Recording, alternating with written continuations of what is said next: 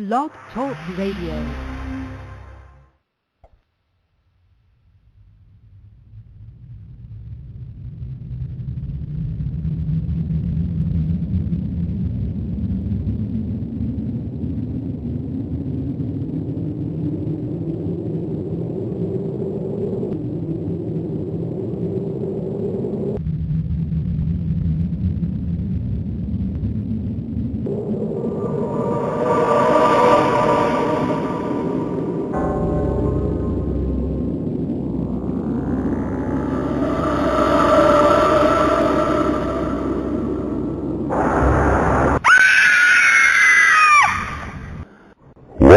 From Winston-Salem, it's Sunday Night Dead.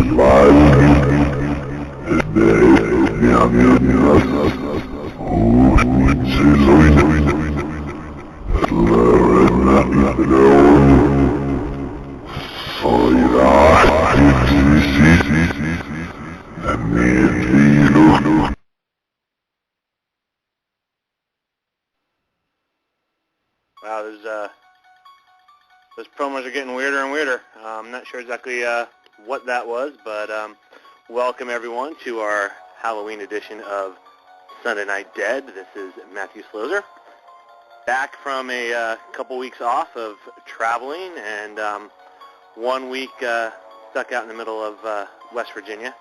Literally, saw a billboard near where my car broke down, and it said the geographic center of West Virginia. So anyway, glad to be back. Happy that you guys were able to close out your weekend with us. This evening we have a great show lined up. We have Dominic Ferrante and Bill Freeman on tonight with us, and we're going to be talking about the D word. We're going to, in the spirit of the Halloween season, we're going to talk about some of the darker, spookier, and more malevolent sides of the paranormal this evening.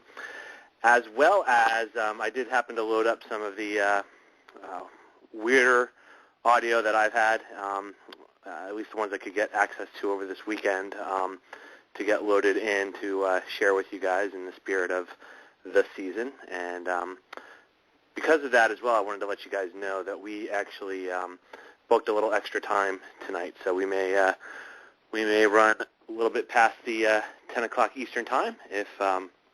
And I'll share those audio at that point if you would like to hang with us a little bit extra time tonight. But let me bring on my co-host tonight, Mr. Tracy Todd, if my board will work. Tracy, how you doing? I'm good, buddy. How are you? Doing great. Good to be back. Good to be actually doing the show from my house for once. Oh, good. We're glad to have you back. Well, I heard everybody did a great job in my absence, so very good to hear. And heard it was a great show last week about Waverly with yourself and Luana on the show. So thank you very much for doing that, and heard it was a great show. You are more than welcome. It was pretty cool, I have to say. I want to definitely check that place out again. That was one of the first places, and I wouldn't even say I was really an investigator at the time of doing this. It was really when I was just kind of getting interested in this and wanted to see if there was anything to it.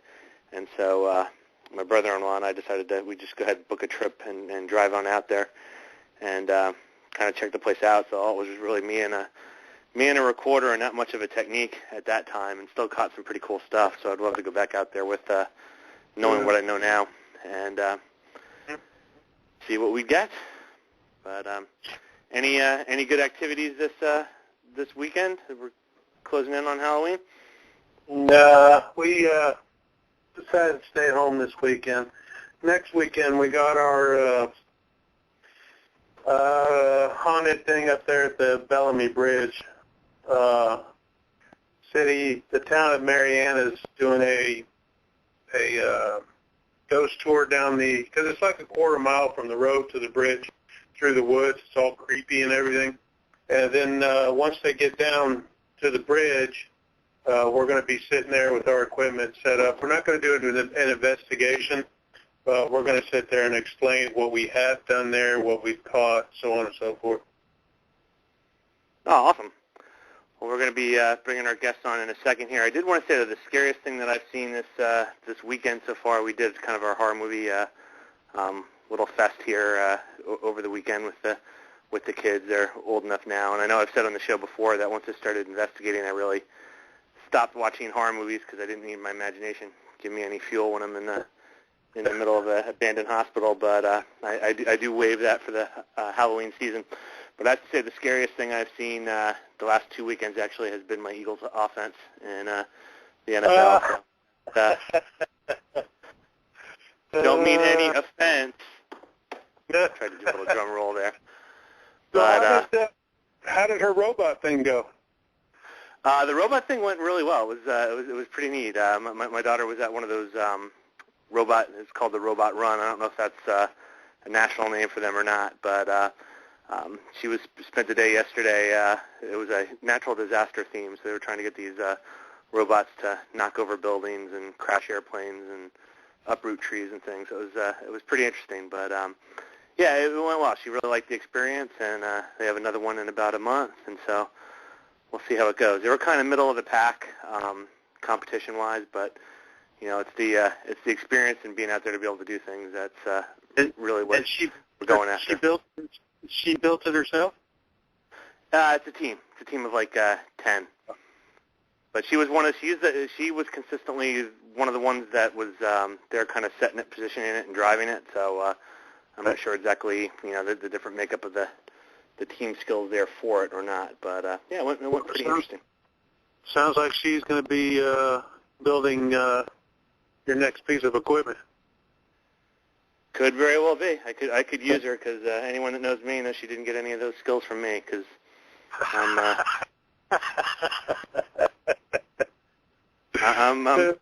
I know where my strengths are, and mechanical skills are not one of them. So,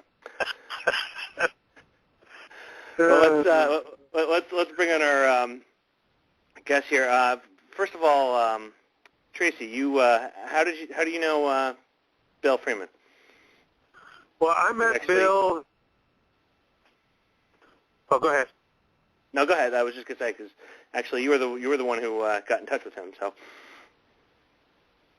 Yeah, I met Bill. I don't know, probably about a year and a half, 2 years ago through Dominic, and I believe the story went to where I had a concern about something. I contacted Dominic, and then Dominic said, you need to call this guy Bill. So I kind of put it off, but Bill was actually on one of your shows.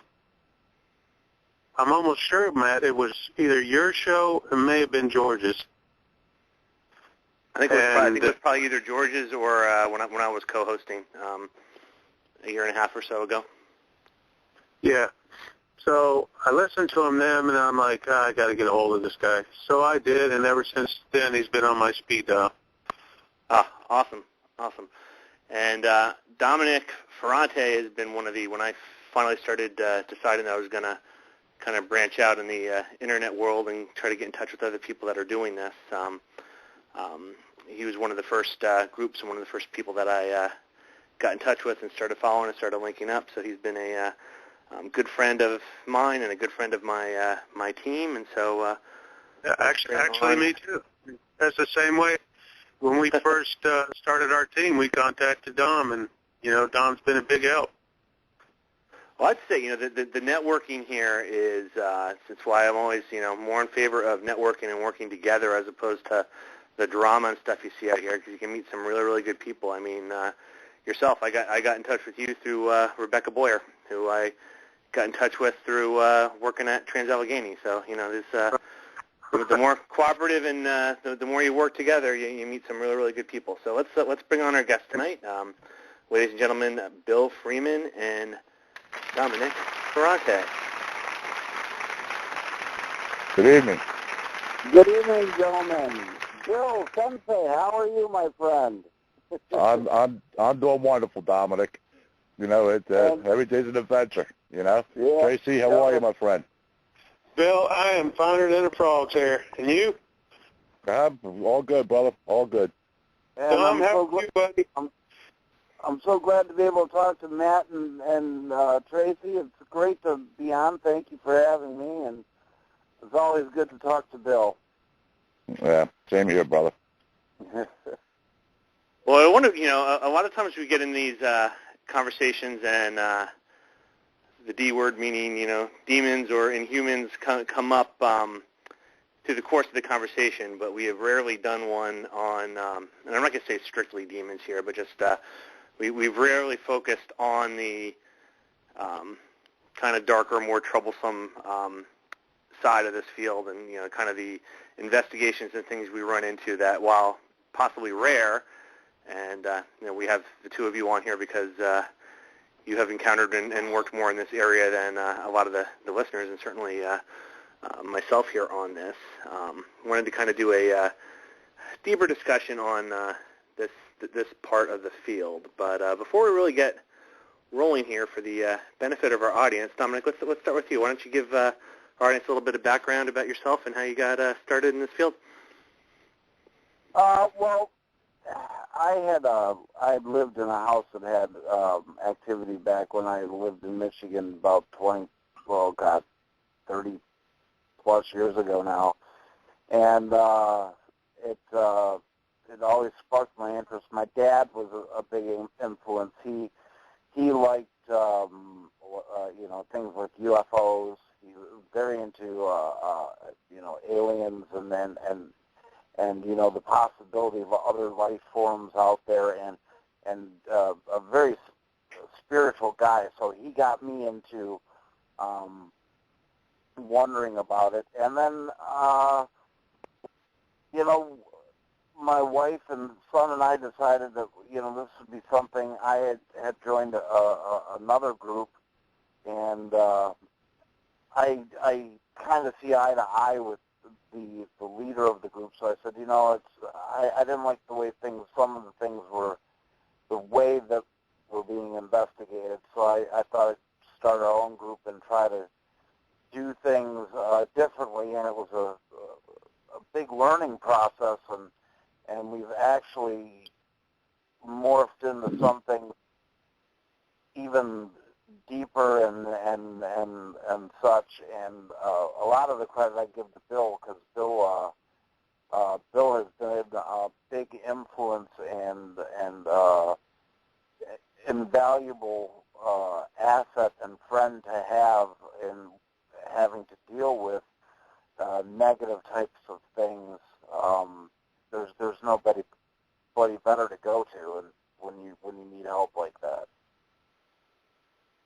Oh, awesome. And I was going to say, Bill, how about yourself? How did you get started in this field?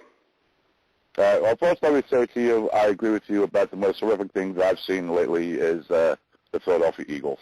You know, being a Philadelphia boy and being a Philadelphia Eagle fan, yeah, it kind of breaks my heart seeing that. Yeah, that's pretty scary. Watched the Cowboys the other night, and the Eagles beat that. So,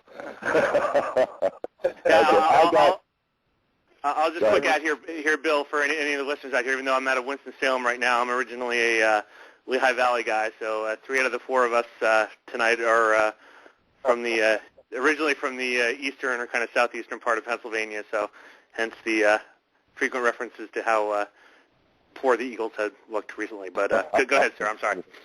Okay.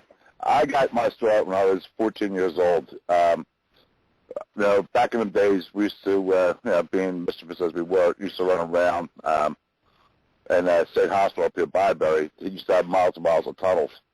And we were running around it, and I came around the corner one day and came to face with a full-body apparition. Not like most people that would turn around and run from it.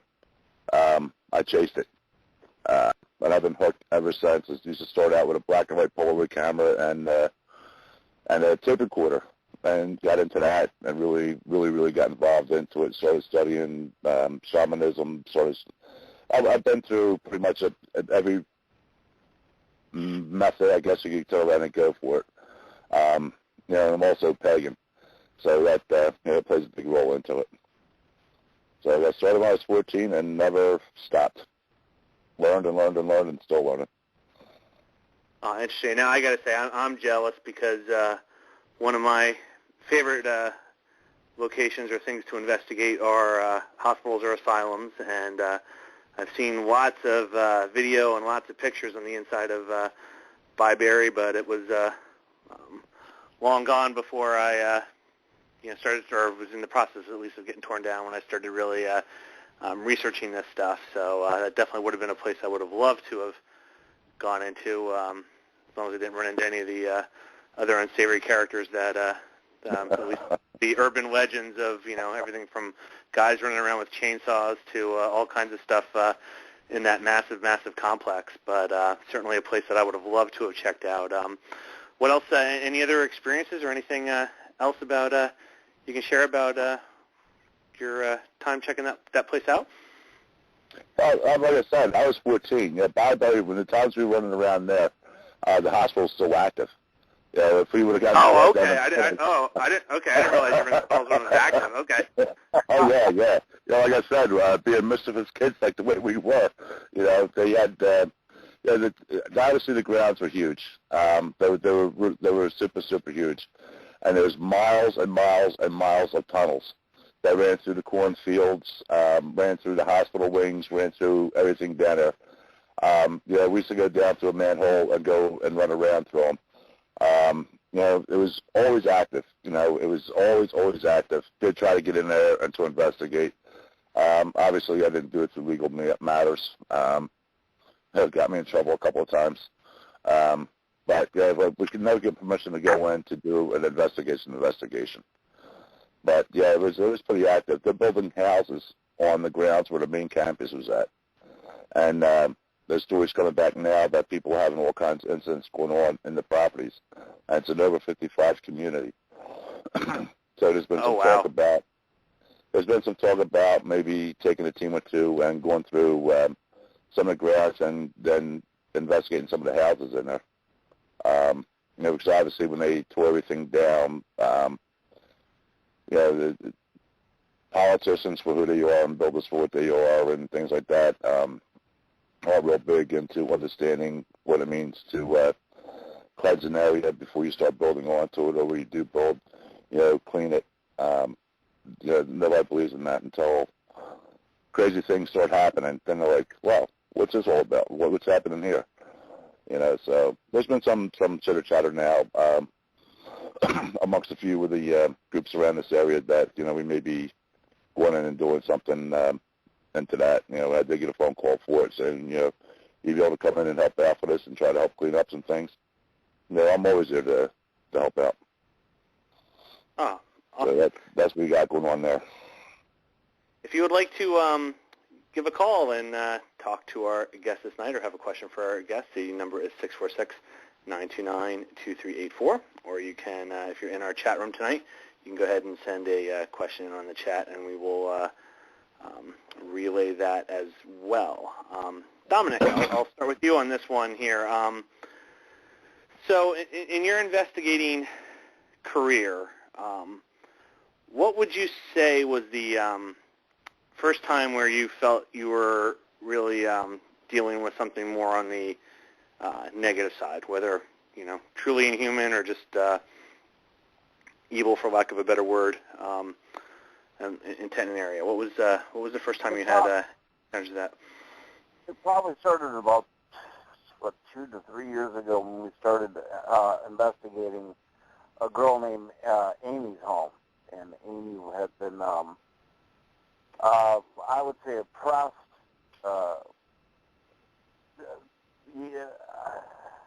It's so tough for me to use the demonic word, but this was very, whatever was there, and we were able to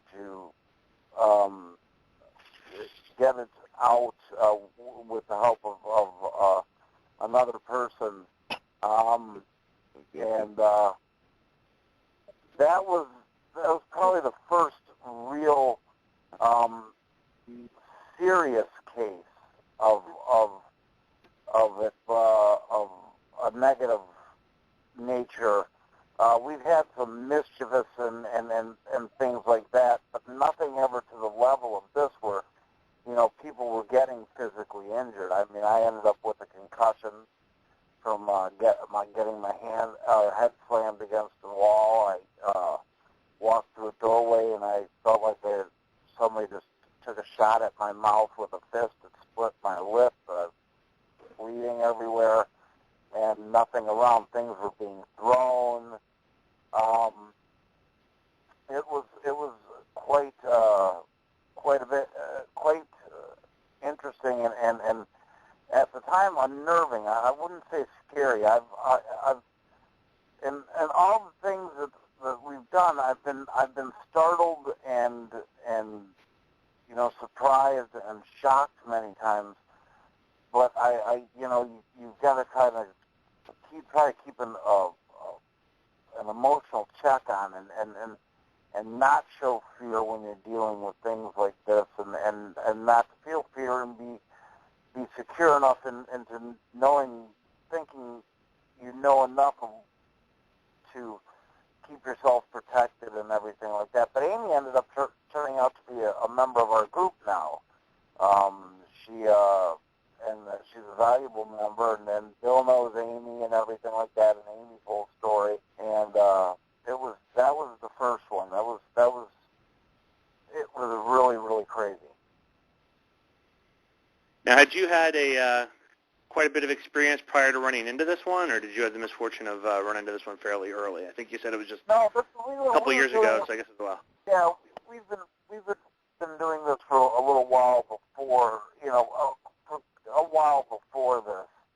I had been to places that had given off very negative vibes and things like that, but Amy's was the first place that we had the physical part of it, where you were getting, I mean, I had been scratched at other places and like that, but not, seeing people getting physically attacked and to the level of what was happening, and also seeing what I believe were a couple of true possessions while I was there, where one of people that was there, one of Amy's family members, face completely changed. Bone structure moving around. It looked like a face that was morphing into something else. And it was really something to see and witness, and you have to keep your wits about you and to be able to combat this the best way you know how. And that was kind of an interesting trial by fire. But one of the real truly interesting things about this case was just before this, we had a priest contact us, and he said that, I've had a calling to, get a hold of your group because you are going to face a lot of, your group has been chosen basically to face a lot of the nastier cases, and I'm supposed to, give you some advice if you need it, and guidance, and spiritual guidance if you need it. And it was basically right after that Amy had gotten a hold of us. Oh, wow. So, yeah, it was pretty strange. Now, the incidents of that appeared to be like possession that you were seeing there, other than the bone structure changes and things, because I'm sure people, immediately, listeners out here that maybe, haven't been experienced in this area or anything, I'm sure they're immediately going to start thinking of like exorcist type things. What are the types of things did you see while that was going on? We had there was, like I say, when you talk about like this person ended up looking like somebody completely different, and was just laughing, and his eyes were completely black, even though the white part of the eye, his eyes were, and he recoiled from holy water and any prayers that were being used at the time. He had some increase in strength, and it was basically, after I sat down and thought about it, after we did what we had to do, I thought, oh my gosh, this is just like something out of a movie, and it really was, and it's, a lot of people will say, well, you embellish, or that happens. This stuff does happen. People have got to realize that this stuff does happen, and I'll tell you, it's groups that want to deal with this type of thing had better do their homework, and person like Bill that you can sit there and call and ask, what should we do? Because I've done that many, many times, and Bill's always given me nothing but great answers, and he's helped us on a few cases that have really been some extreme cases, and it's amazing. It's like watching it's like playing college football and suddenly going into the pros, and you're playing with like John Elway or something like that. It's really something. Oh, wow. Yeah, I'll add, I have a clip I'll play a little bit later, but there's one that I was on where there was physical things. The actual homeowner was, best way I could describe it, was launched backwards. Like if you can imagine, like walking down a hall and somebody just came up and kind of hit her under the chin, and she was launched up high enough that she wasn't a very tall person at all, but her knee banged the doorknob on the the one door in the hallway. And again, there was nothing in the hall, nothing. She was just launched backwards that way. And when I came home that night, my wife was asking me how everything went, and I was like, if they were all like that, I would stop doing this in pretty short order, because it was highly stressful. I mean, it was able to get it resolved and everything, but I can't imagine, some of the things that you're describing here, because that one was stressful in its own right. Bill, kind of same question to you. What was the first time where you your first encounter with kind of the more negative side of things on an investigation? First time, it's funny because I've been doing this for over 40 years. When I go back and I look, there's been so many of them. How do I pick the first one that I've dealt with? The first nasty entities that I've dealt with, are the ones that they're the ones that scratch you, they're the ones that scream at you, they throw things at you. That happens a lot. People turn around and say, well, that's a demonic type of thing off onto it. And 99.9% of the time, it's nothing demonic. It's just somebody who's been pissed off in life is pissed off in the afterlife. And not saying that they don't do physical harm to people. They do. My first encounter with one, at first it scared the hell out of me. I just happened to be with somebody who, kind of edged me along a little bit, and showed, not to show fear onto it. And this one was where, a guy was getting beat up in his own home and things like that. And then we go in, and as soon as we started, getting into an investigation, things started happening, things started getting thrown at us. We had a chair yanked out from underneath of us. I got bounced off a wall, and that's before I guess probably about maybe 3 hours into the investigation before we were able to finally grab hold of something and calm it down and remove it. That was my first time dealing with something on a negative side. First demonic. That one was pretty wild. That was after a few years of studying. I get a call to go out to look at something, and we get into the house. And what most people got to understand is when you go into properties, even though there may be some crazy things happening, most of the time it's not demonic. People want to throw that demonic word out there and just say it's demonic. True demonic is a completely different ballgame. Demonic entities that turn around and come in are deceivers. They'll act like a child. They'll gain your confidence. They'll love you. They'll stroke you and start doing things, and then all the obscene, crazy, nasty stuff comes out. It's not for everybody, and I don't suggest anybody even contact we went into. It was actually myself and somebody else that went into it. I told Dom, and I think Tracy knows the story too. I literally got my ass kicked. I was thrown off walls. I was bounced, thrown down steps.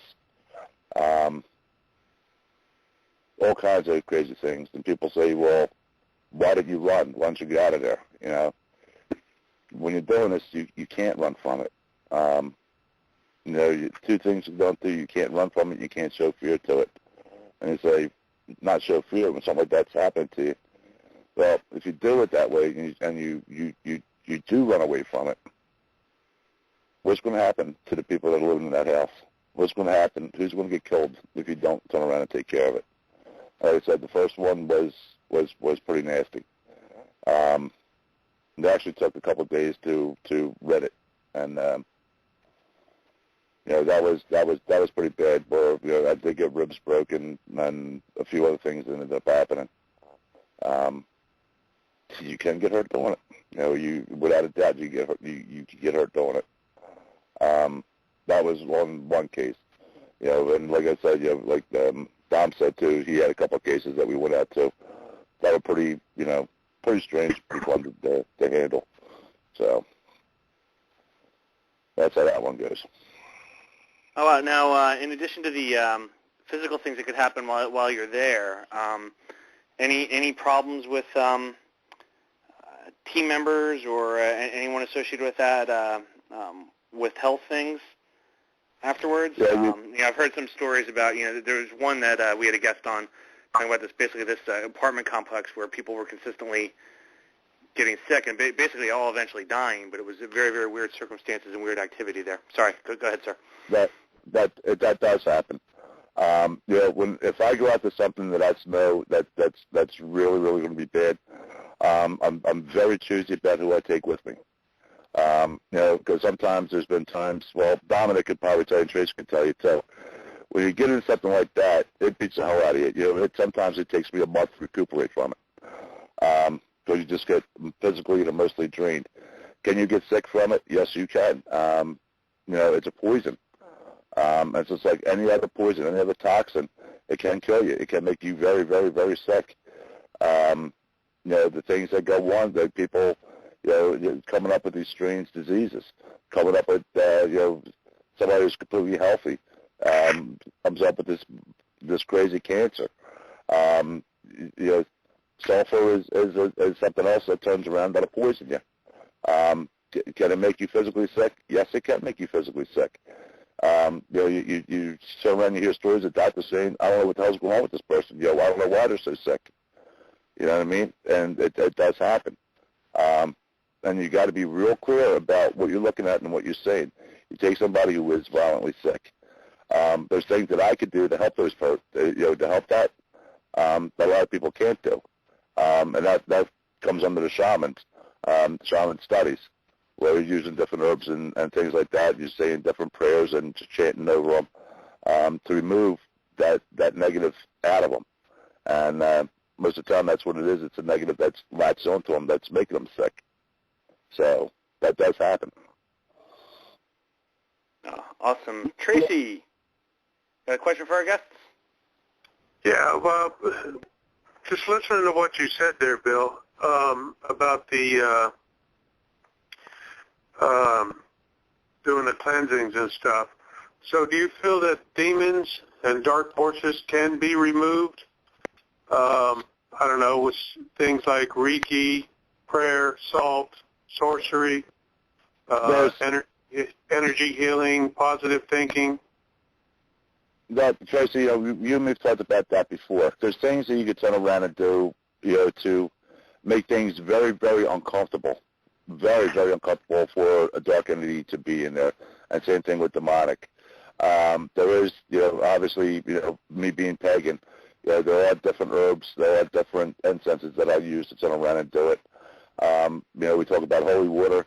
On the pagan side, there is a holy water that, I charge myself and I take care of it. Crystal, a lot of crystal energies will absorb negative. And then once you get that, once that crystal, you take a clear crystal, once it smokes out, you bury it with some salt next to water. Salt works as a cleanser. Black salt is, which Dom could probably tell you, I'm a very big believer in. Black salt is something that absorbs and repels dark energies. I believe that any investigation that you do, I think every investigator should go in, put a pinch of black salt in their shoes when they go into it, so you don't get attached when you walk out. When you leave the premises, before you walk off the premises, you take your shoes off and knock the salt out and leave whatever that you obtained from there, you leave it there. So do I believe in that? Yes, I do. Reiki healing, it's something that I'm aware of. Have I ever studied it or ever looked into it? I had never done it. There's a couple of people on Dom's team that are true believers in Reiki. I can't speak of it because I don't know that much about it. I've never really looked into it. Obviously with witchcraft, there's a lot of things that we could do on that side of it. Dom goes more on the religious side of it through prayer and through religious artifacts. Both work. It's been proven both work. Some people say, well, does one work better than the other one? Yeah, I'm not going to get into that debate. That creates drama. What works. If it's working for you, then you keep up with it and you keep using it. So Right. Dom, I have, here's one, I have a question for you, Dom. Okay. Do you believe that, or get your opinion on this, that only atheists or non-religious people or sinners can pick up spirits or demonic forces attached to them? No, I believe that anybody can. I am a very spiritual person. I take my religion very seriously. I've had attachments to me. You got to realize that when you're dealing with, let's call it the underworld of the spiritual realm. Like Bill said, they're great deceivers, and there's basically 3 steps into when if you're talking about demonic, there's infestation, there's oppression, and then there's possession. And in the infestation stage is where you're going to get these things that attach to you, that are trying to break down into your psyche. And again, anybody can get something attached to them. You try to protect yourself. And I go around and I practice my protection all the time. And so I believe I'm pretty protected. But I've gotten affected and at certain places I've had an attachment to me before. I don't think that it's only atheists or non-believers. I mean, you've got to remember that even according to the Bible, Satan came to Christ while he was in the desert, offering him food and the world to him. So if a demon or the devil or a negative entity come up to Jesus per se, why wouldn't he be able to come up to anybody else? Right, I hear you. So you about the you familiar with Reiki? Yes, I'm a level 2 Reiki practitioner. I'm going to be going to be doing my master's, going for my master's certification soon. Oh, wonderful. Can you maybe explain to us how you would use Reiki to get rid of or dispel one of these evil things? Well, what you're trying to do is you're flowing positive energy, okay? And I think of it as God energy. I believe it comes from God. It's positive, pure energy, and you're basically just a conduit for it. Now, you do learn to feel people. If you grab them by the wrist or something like that, you can feel the energy going through them. You can feel if there's a couple of conflicting energies, or you can feel if there's no energy. If what you're trying to do is open up their chakras and everything like that to try to get them flowing again. And what you're doing is you're flowing positive energy into them while you're taking the negative out, and that's why we shake it off as we're doing it, because you'll get your hands will start to tingle and feel like pins and needles and things like that. It's a wonderful tool. I don't think it's that's the only way you can do it, or that alone will do it. I think you can use it very effectively in conjunction with other methods too. See, like how Bill does a lot of what he does, and he bases his on his pagan beliefs, which I've absolutely no problem with, and I've seen them work, and they're absolutely amazing. And I use a lot of what he uses and he's told me about, but I also come at from more of a traditional, and I was born and raised Catholic. I have some fundamental differences with the Catholic Church, just in certain areas. So I became an ordained minister. So what I do now is I come at it mainly from the Catholic point of getting rid of something, and I believe that you can use other things besides that, like I said, and kind of make it almost like you're making something that's real strong even stronger, Right. that type of thing. So, I believe that, it's all, for me, it's all God-based, and it's, and that to me is it's so completely powerful, and, I believe that always good is going to triumph over evil, even over time. In history, it's been shown that way. Even Hitler, Napoleon, things like that, they may have their times of prosperity, but eventually good overcomes. And that's why, you can always, I believe, you can always win the battles. It may take a toll on you, and it does. It really, really does. I've been cases like Bill says. It takes you, weeks to get over. Right.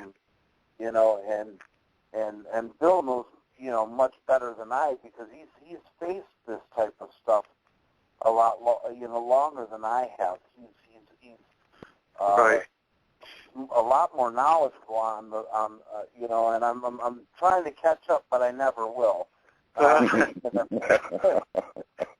why he's on my speed dial. Bill is like my Encyclopedia Britannica. If I need something and I need to know about something, he's the first one I would call, because he's Right. a wealth of knowledge, and how can you not use that as an asset, especially, and he's a nice guy too, so it's fun to talk to him. No, don't say that too loud, Dominic. Don't say that too loud. I have a reputation to keep. Yeah. And he rides a Harley. Yeah. Can you, disagree with a guy that rides a Harley? Oh yeah. Not a lot of hard. I ride a big Kawasaki. Oh, well, that's all right. I won't hold that against you. But I got a couple more questions, and then I'll turn it back over to Matt. So, Dom and Bill, do you guys feel that when you're cleansing this type of demonic force, do you think it must be a hands-on process, or is it something that, let's just say, a psychic can call you 3,000 miles away and say she can do it?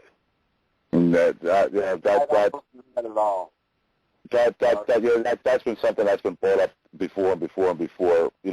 It's when you're dealing with something, if it's something that's truly demonic, that is definitely a hands-on.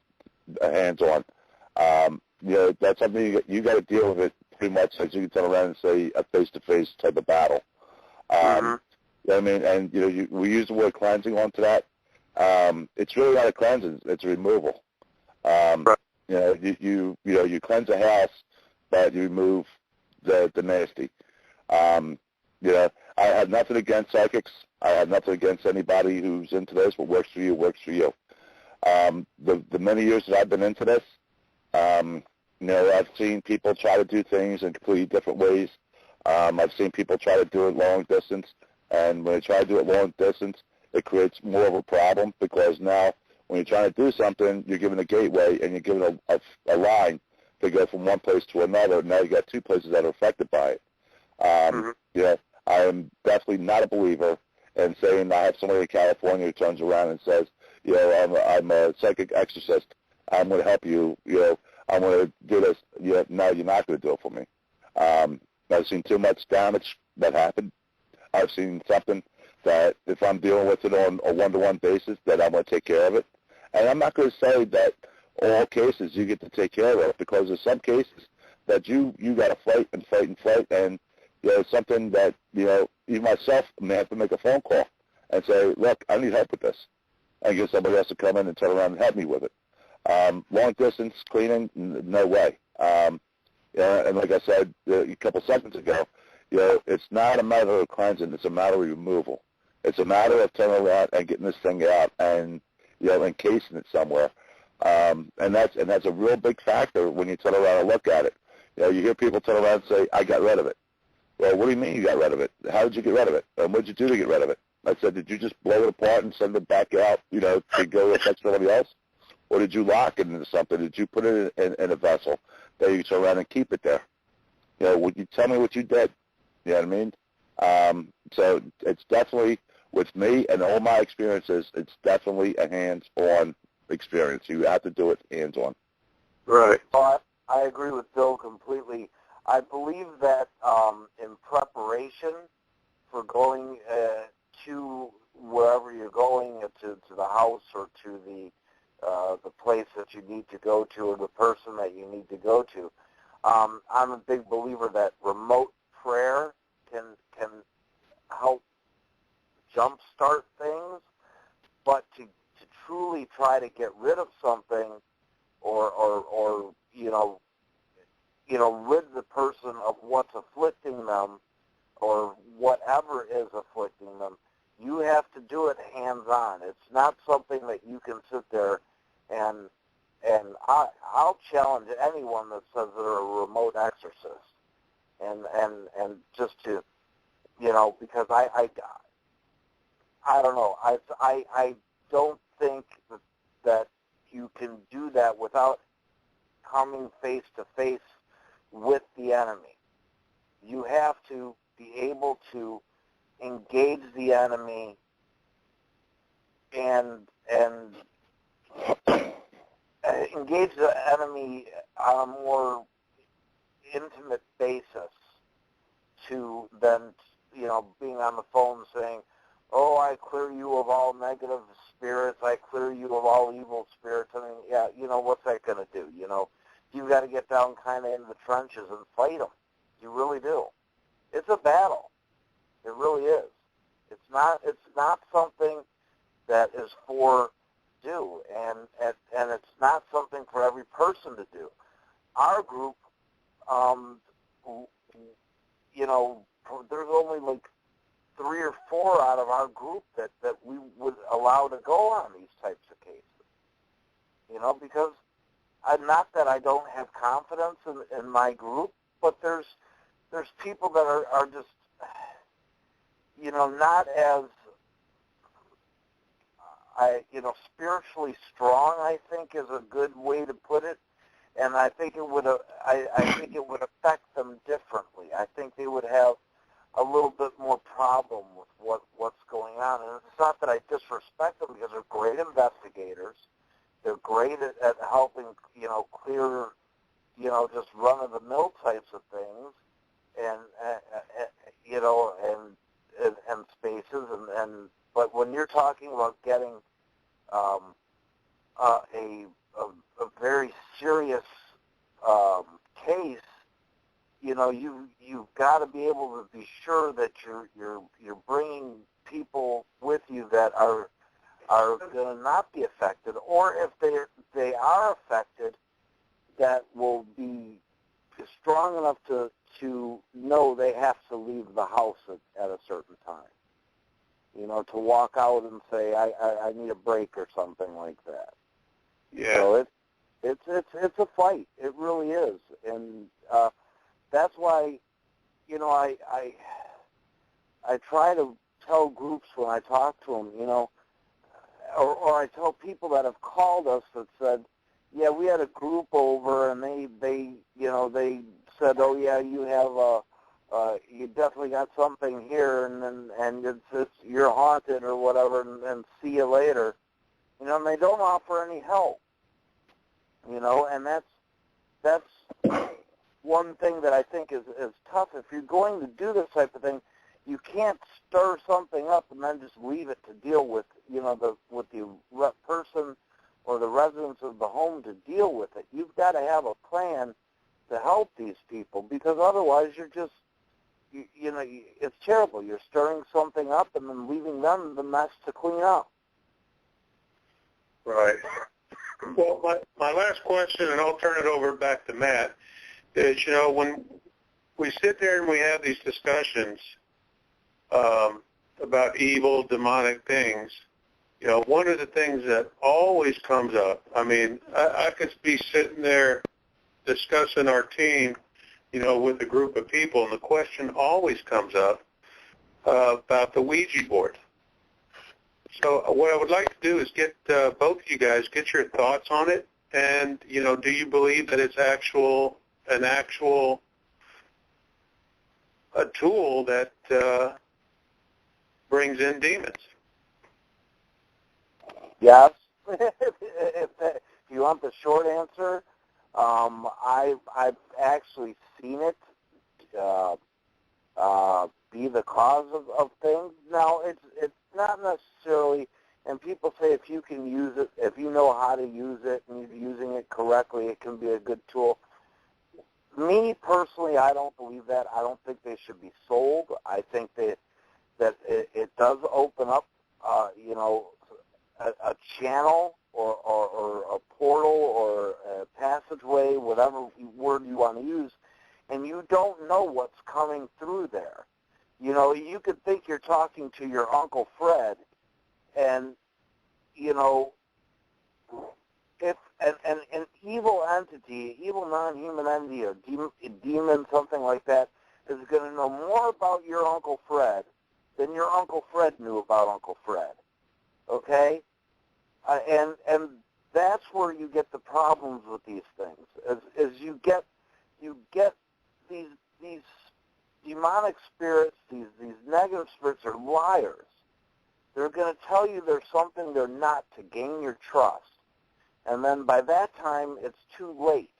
And I think that a lot of these problems are brought on by, like, the Ouija board. And I saw a picture on Craigslist, or not Craigslist, on Facebook, about, of a Ouija board that's like all pink and frilly and stuff like that, and it's marketed towards, like, little girls. What are these people thinking? And I have a problem with the angel boards too. The angel boards they've come out with now, with pictures of angels on it and everything, but it's still the yes or no and all the numbers and the letters and everything like that. And it's no matter what you're doing, dressing up something like that, you're still creating a connection to the spirit world, and you don't know what's there and what's waiting to come through. It's like getting a knock on your door at 2 in the morning and just opening the door without looking through the people or turning on your porch light. It might be your neighbor who's, I locked myself out of my house or something like that, but it could be a guy with a mask and a gun. You don't know. That's why I don't think I am very against Ouija boards. So now that I've said my piece, I'll let Bill do I'll let Bill respond. I'm very passionate about them. Donna Tracy pretty much already knows my feelings on the Ouija boards, but a Ouija board to me is definitely a no-no. People turn around and say, there's an investigator out there whose name floats around a lot, and I hear his name here and there. He turns around and says he uses one all the time. He has no problems with them and this and that. The problem with a Ouija board is when you turn around and you open a porthole, which you're doing, it's been argued that how you open up a porthole. Well, anytime you try to use any kind of a tool to speak to the spirit world in any way, shape, or form, you're opening a porthole.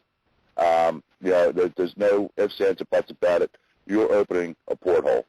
Now, the problem that comes into it is you may get Aunt Susie, Uncle Fred, Pop John, or whatever that may come through and talk to you. It could be something demonic that's turning around, like I said earlier. That demonic is all deceiving. They'll play you out and stuff like that. But that's not where the real issue comes in onto it. I mean, we know that and really feel that. The problem that comes into it is you don't know what came through that porthole. Something slides into that porthole and comes in, and now it's in the residence where this Ouija board was at. This freaking thing can sit there for 2, 3, 4 days before it makes any kind of motions. It can sit there for a month. It can sit there for a year, and all of a sudden it's going to make itself known. And that's where the problem with the Ouija board comes into play with it, because you can't control what's coming through there. I use witches boards. Witches boards are very controlled. They're very, it's just self-centered, and it's very, very controlled. It's a gated porthole that is controlled. I don't have to worry about something coming through it because you can't get through it. You come to the board, and that's as far as you'll get. You're not going to escape it. A Ouija board you can't do that with. A Ouija board you cannot put a protection onto it. They say there's a right way and a wrong way using it. No, there isn't a right way or wrong way using it. As soon as you put your hands onto it and you open that porthole is open. Anything can come through that porthole. Anything. You may not hear it, you may not see it, and like I said, it can go on for a year before it makes itself known to you.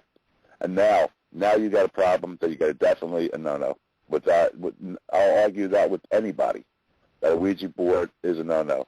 I would challenge anybody to turn around and stress to me that Ouija boards aren't dangerous. You have to prove to me that Ouija board's not dangerous. So what is it about that particular Ouija board that makes it that way? Well, it's like I said, Tracy. What I just said. It's a tool it's like any other tool that we use, right? It's like any other tool that we would use. Like I use my tools are herbs. My tools are herbs are incenses, oils, crystals. They're my tools that I use when I'm doing an investigation, when I'm doing a cleansing, and when I'm doing a removal. A Ouija board is designed for one thing only, and that's to contact the afterlife. So anytime you use a tool that for that to turn around and open it up, and just like I just got done saying, you're opening a porthole. You open a porthole. Say, my mother's passed for almost 10 years. I touch a Ouija board. I want to see if I can contact my mother. Okay, the porthole's open. The gateway has been opened. Anything can come through that porthole. Anything. You can't control that. Anything can come through that porthole. My mother may come through. But then again, I might have the son of Satan coming through. You can't control it. You don't know what's coming through it. Right. Yeah, okay. And it's funny because a lot of people that call themselves demonologists and things like that, and a lot of Christian, especially Christian fundamentalist demonologists, believe that every intelligent haunting is demonic. I personally don't believe that, but you can make an argument that even if you're a investigative team and you're saying, okay, you walk into the building and say, if there's any spirits here, can you make contact with us? You're basically inviting anything there or anything to make contact with you, okay? And I generally don't believe that way, but there's people that make arguments that way too, that's almost the same thing as using a Ouija board as by trying to make contact when you walk into a room and you say, okay, I've got a reporter here, anything that's, here, or can you talk to me, or can you make this move, or something like that. It's a very slippery slope, but I'll tell you what, the Ouija board is something to stay away from.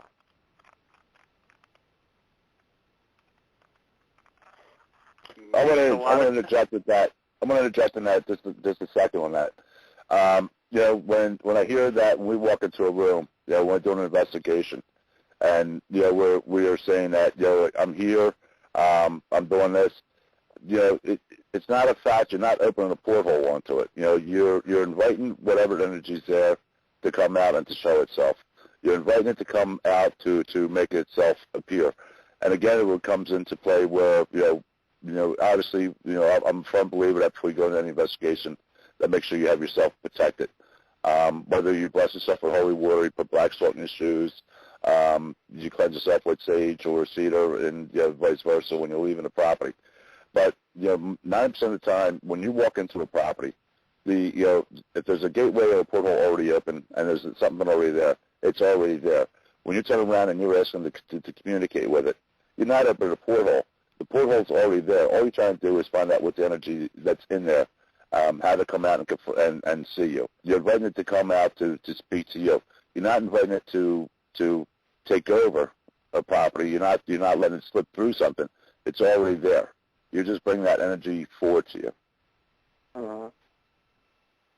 Yeah, I agree with you. Like I said, I was making the case that that there are some people that believe that doing what teams do on an investigation is very similar to a Ouija board. I don't believe that, but I believe you do have to, like you said, protect yourself and be careful of what you're doing and how you're doing it. Know what you're doing. I mean, any 5 idiots could go out and buy a voice recorder and go into a place and try to do some stuff. And believe me, I was one of those idiots when I first started, And I learned trial and error. I've made my mistakes. I've learned from much more experienced investigators and people I respect and trust, like Bill, and there's others in this field that I've learned from. And, if you're thinking about doing something like this, don't be afraid to contact people that are reputable and respected in the industry and ask for help, because, geez, most of us would be happy to give any advice we could to anybody new, I encourage it. The advice would be, don't do it, That's one thing I encourage. It's even through like the NPA and whatever else up onto. I encourage people that, and it's happened. Where I've had people turn around and contact me with different things. Like obviously Dom, Tracy, you guys have. One quick little story here. There's a team that there's a guy, a fellow that the 3 of us do know. I don't know if you know him or not. Who's an investigator, and we did a show one time. We're sitting there talking, and we got into a thing. He's talking to me about dealing with negative energies and doing this and that, and going back and forth onto it. There was a little bit of non-belief. I guess I could turn around and make it nicely that ego, I guess, may have gotten in the way of what was going on with it. I guess about maybe 6 weeks after me and him had this chat, I get a phone call. I need help. And I said, what's going on? Well, this fellow went and did an investigation and, didn't believe in protecting himself and, and going on this and that. He ended up getting a broken arm, busted ribs, busted his leg up. He really got his ass kicked.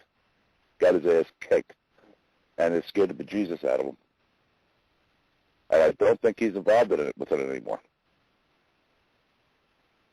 Oh, wow. So this stuff is very, very, very real. I've said it before. Trace, I said it with you, and I said it with Dom. You get these kids, you get these people that turn around and want to come in and be investigators. The Casper type investigations are fantastic. It's like I said before. I would love to get out and just do a Casper type of investigation where it's friendly, it's nice, it's this, it's that. It's very rare that I do get them. The ones I get are usually, most of the pretty nasty stuff. Usually the calls I get are referrals from other teams saying that this is a guy you want to talk to. And you get into it. You're going to get hurt. Sooner or later, you're going to get hurt.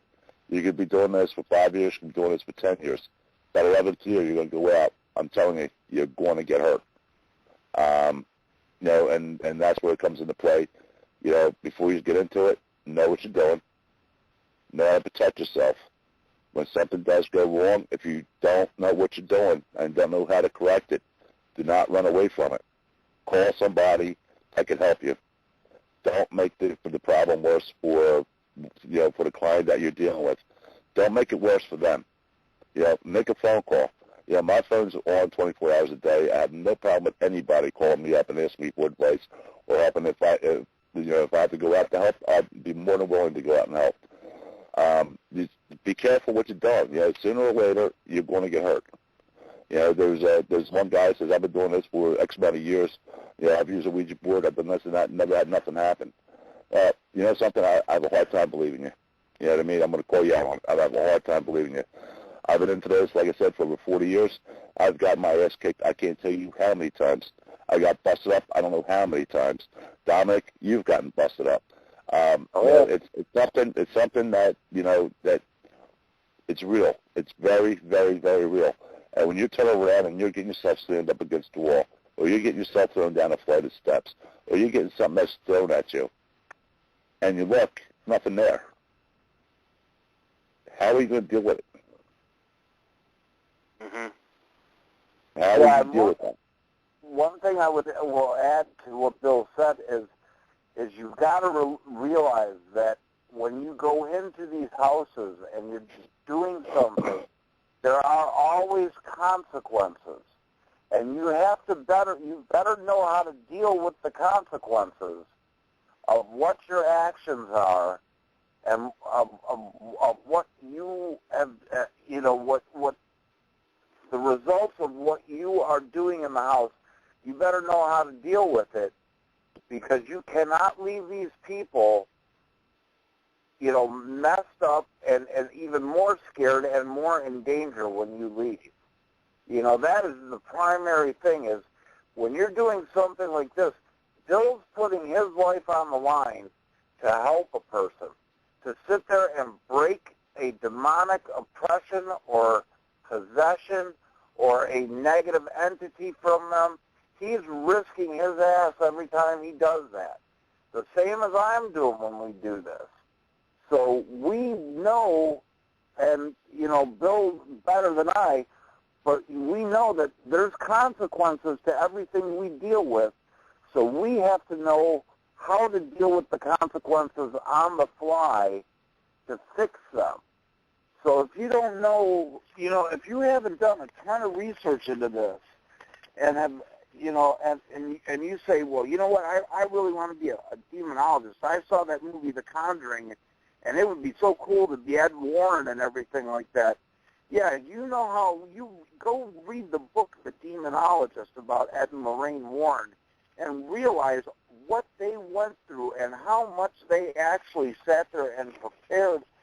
It was almost like their whole lives were destined for that. This is a calling. This is not this is not a fun thing to do. This isn't a weekend pastime or a recreational thing. If you're going to do something like this, you have to have a real calling, because you're going to get messed up, and you know what? And it's going to affect you, and it's going to affect you in ways other than just what happens to you when you're there. These things they know when you're coming.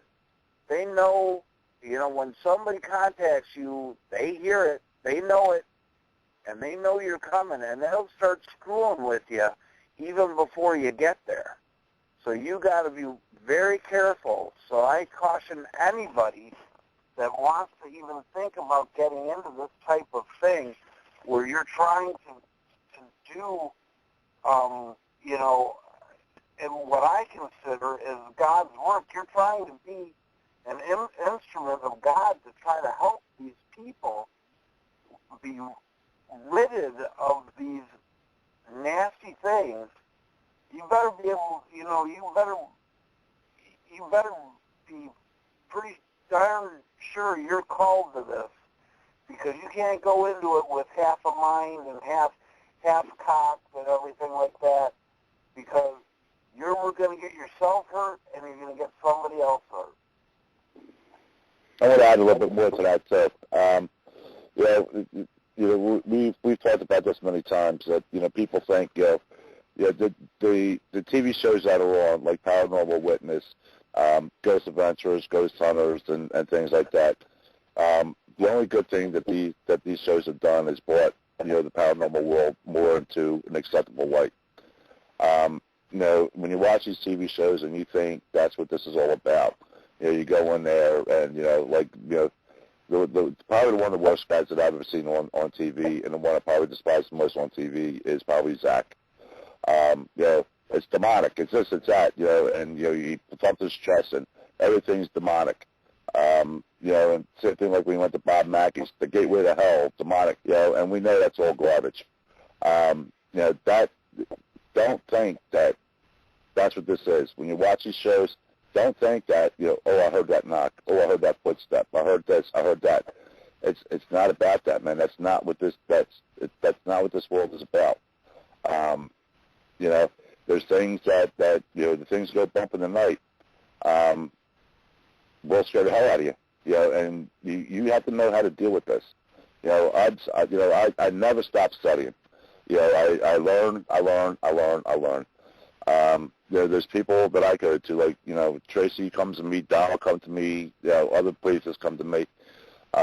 It's pretty funny when I got to take a step back and I got to go to somebody, and I will. My ego is not that big that I'm saying, I'm the number one thing out here.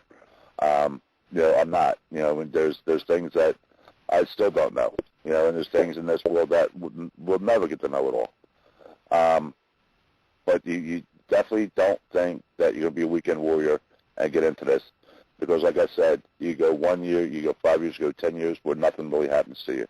That 11th year, you're going to get your ass kicked. And you better be prepared for it. And you better know how to handle it. And you better know what to do once that happens. Quick little story. I let my ego get in front of me one time. Not too long ago. In fact, Tracy, the last time I did your show, I was just coming out of it. I actually did a cleansing for a guy who was a friend of mine. But I went by what he was turning around and telling me. And I said, I got this. It's nothing. It's a nothing thing. I'm gonna bang this out with no problem. I go to the house and do the cleansing, and it ended up being something completely different than what I was led to believe that it was. My fault because I didn't check it out. I didn't investigate it. It was definitely my fault all the way around. I let my ego get in front of me. I got an attachment that put onto me that tore me down. And you have to, and that's something else that you got to know is when you have an attachment and know how to cleanse yourself and how to get rid of that attachment. You start getting into things where you're starting to get aggressive with people, or you can't get out of bed. You're just so worn out that you don't want to move. These are things that you have to understand too, and you have to know that this is what's happening, and then you better know how to fix it or who to go to fix it. That was like, I think I told Tracy probably about a good 2 months, good 3 months, where I wouldn't do anything for anybody, even if I wanted to, because I couldn't, because I was just taken down that much. And that's something that's very real about this too, that, you turn around and you do things and you say, oh, I got this beat, and then you get attachment to you. It happens to everybody. You got to be extremely careful what you're doing. Don't do anything half-cocked, and I admit that I did it half-cocked. I paid the price for it, and that's something else that you got to be aware of. And when you start getting the bad stuff, you got to be on your toes, man. You got to be on your toes, and you got to be ready to roll. Yeah, because these things will also, like I said, they know when you're coming, and what they're going to do is they're going to start working at you, and Bill, this could have been part of what happened. Is this thing actually gave you a sense of confidence in there.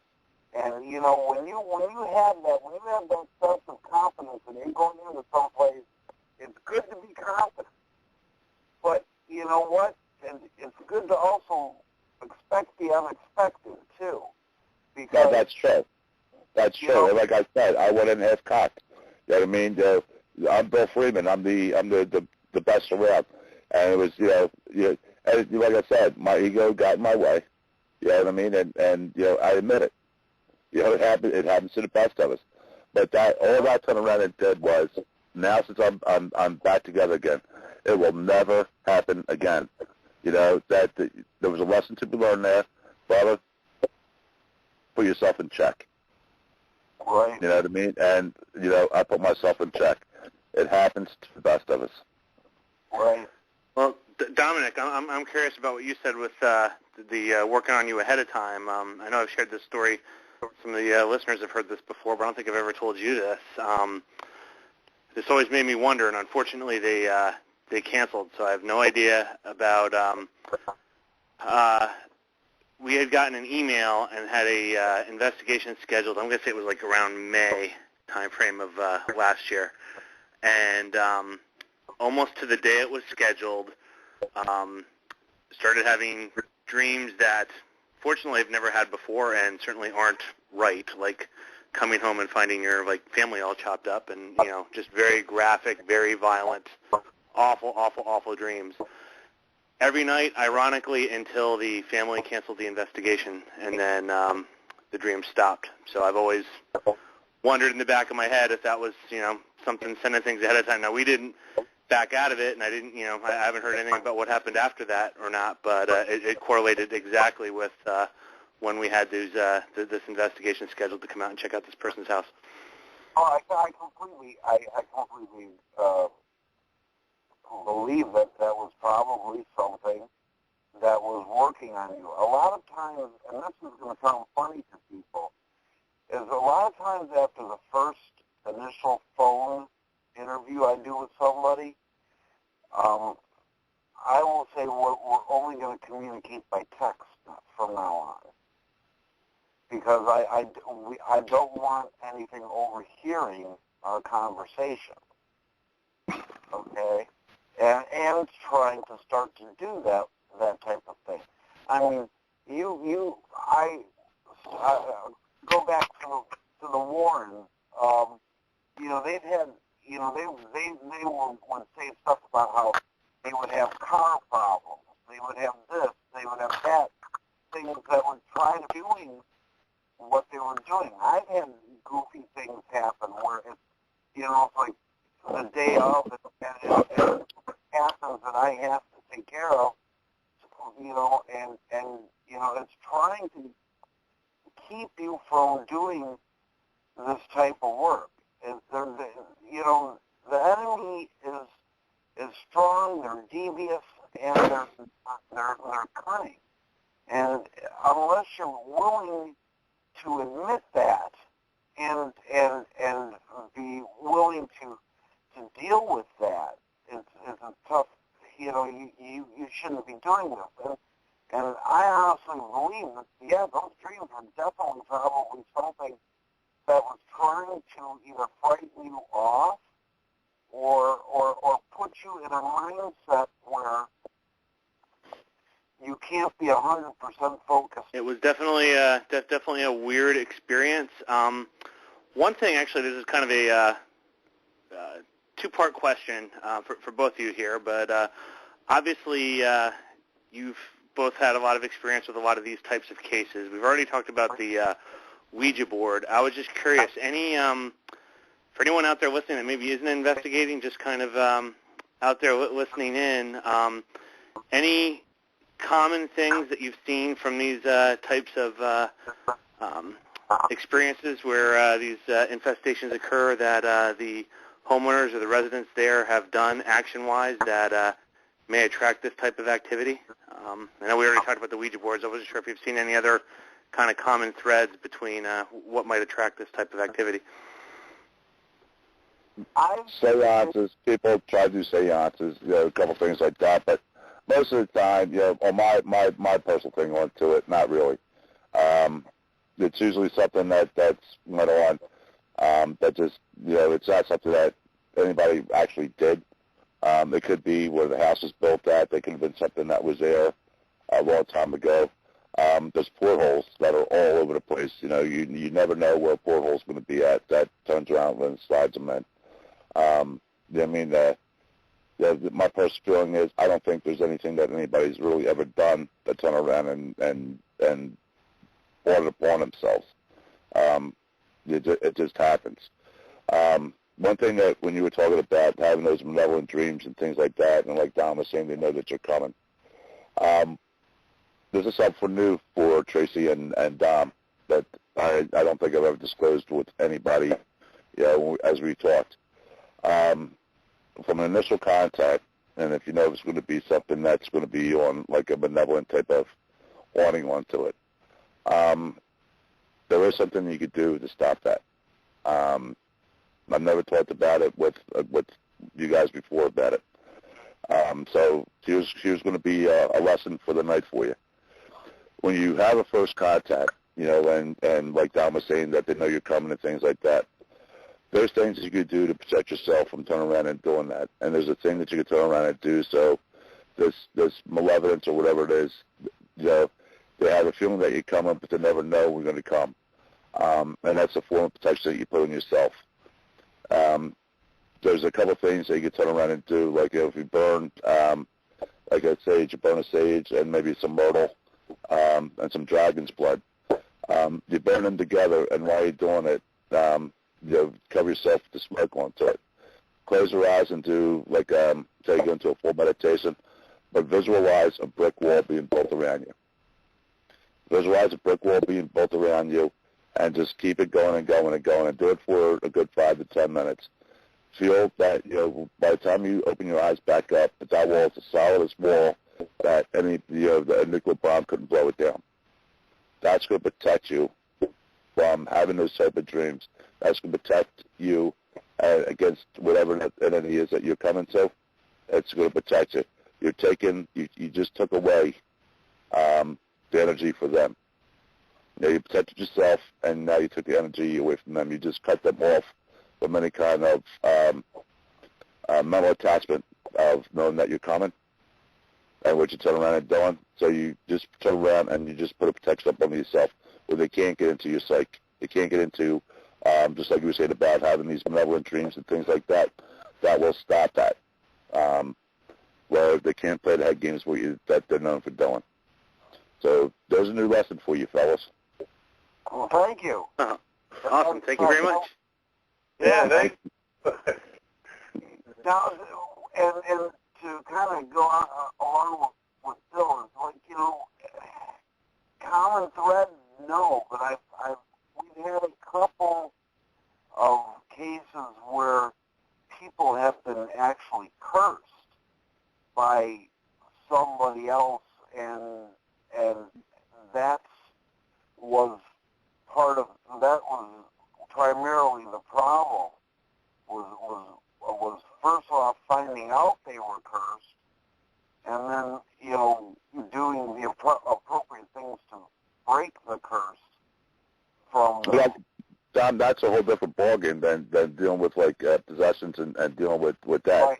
Right. Going through curses, that's something completely different. Yeah, it was a lot different than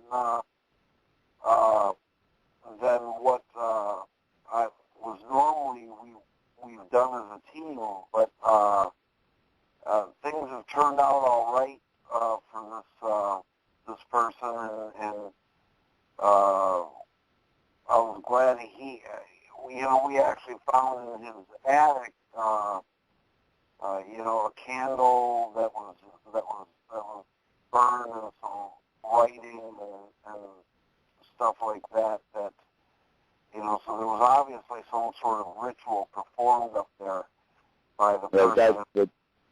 That's getting a whole different. That's getting a whole different topic. That's something that that's something completely different. You know what I mean? You and me have obviously talked about, dealing with doing hexes and curses and turn around and do things like that.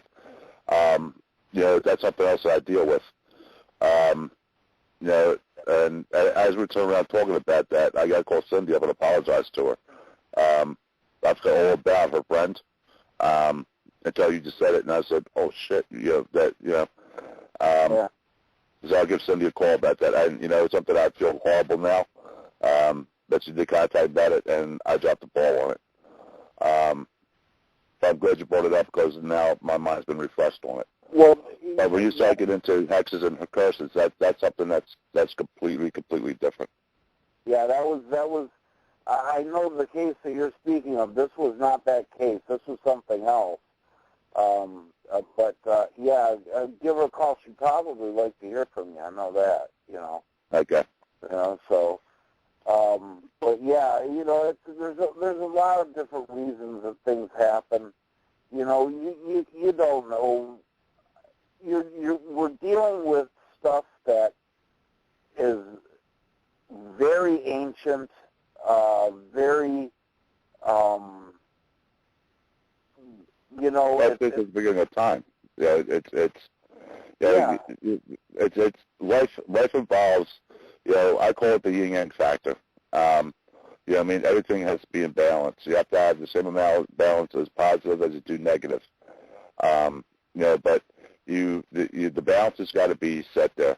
And then when you're talking about, when we're dealing with, nasties and we're dealing with demonic, there's an offset of the yin yang, of the positive and the negative. You know what I mean? There has to be some amount of negative along with the positive. That must make the world go around. That's what make us who we are.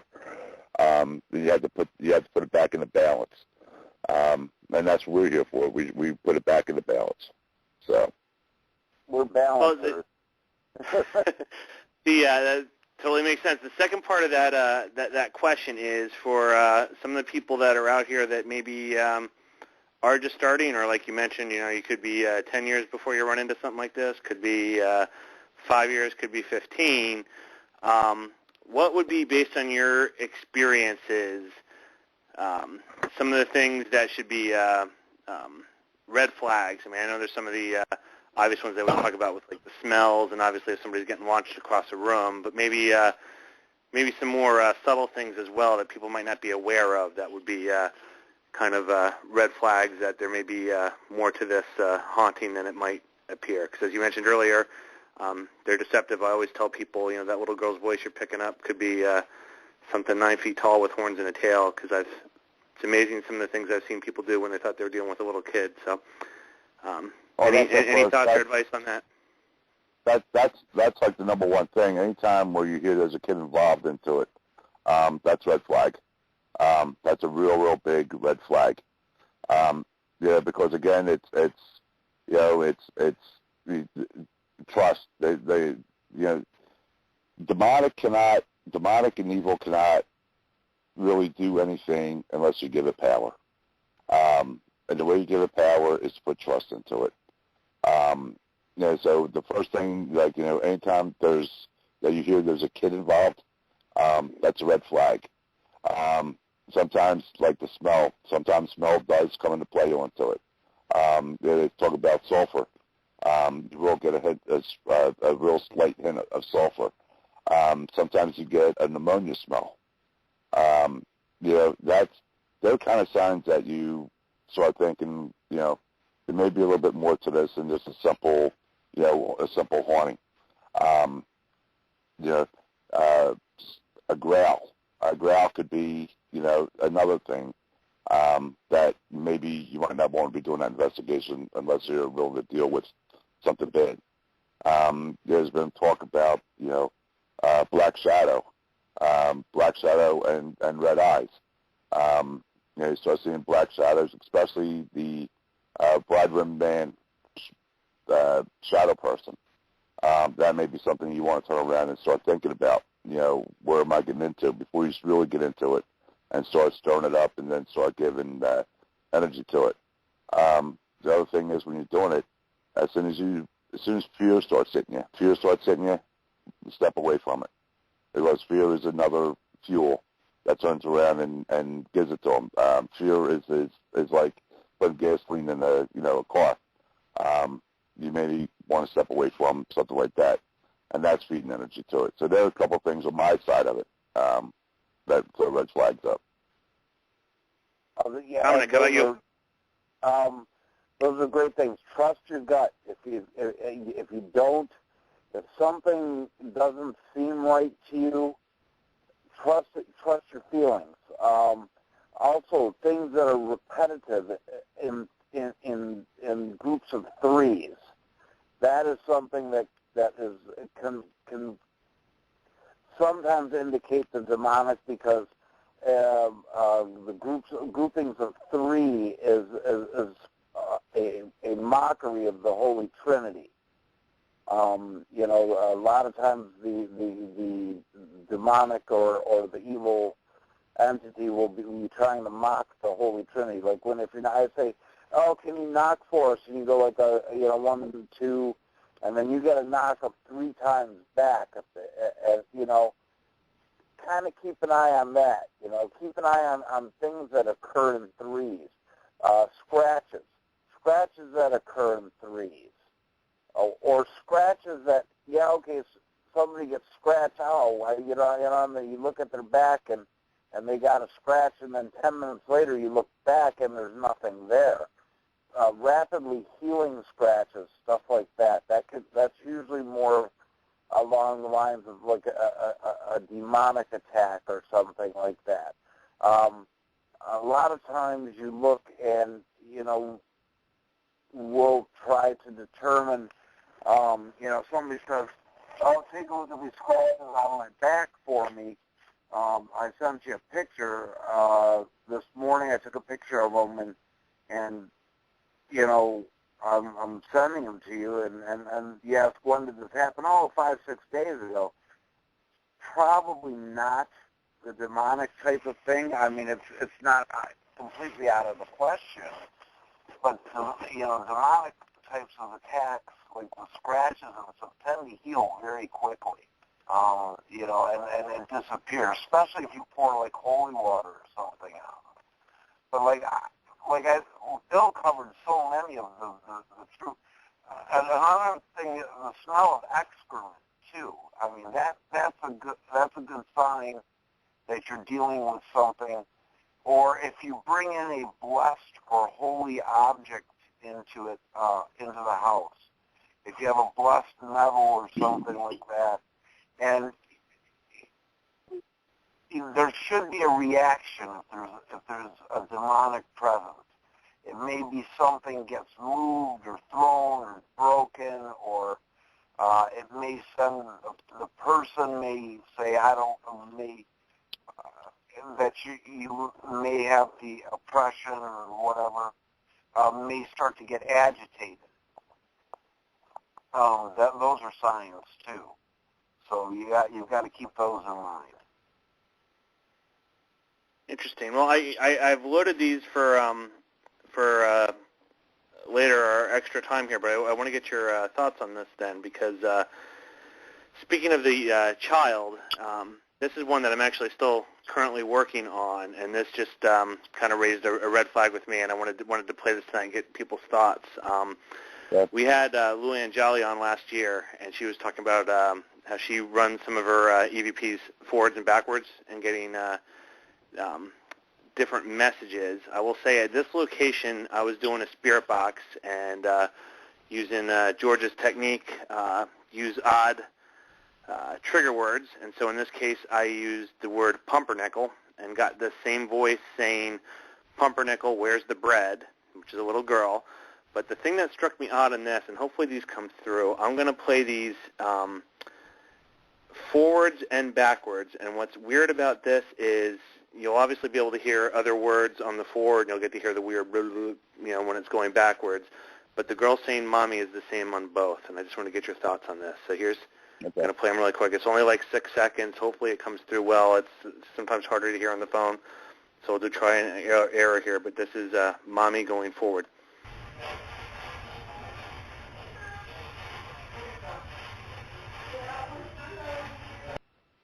Could you hear that? Yeah. Yeah. So there's "mommy," and then there's another voice that comes through saying "please don't." Now you'll hear this one. You'll hear like a boop, boop, boop, but the "mommy" will be the same.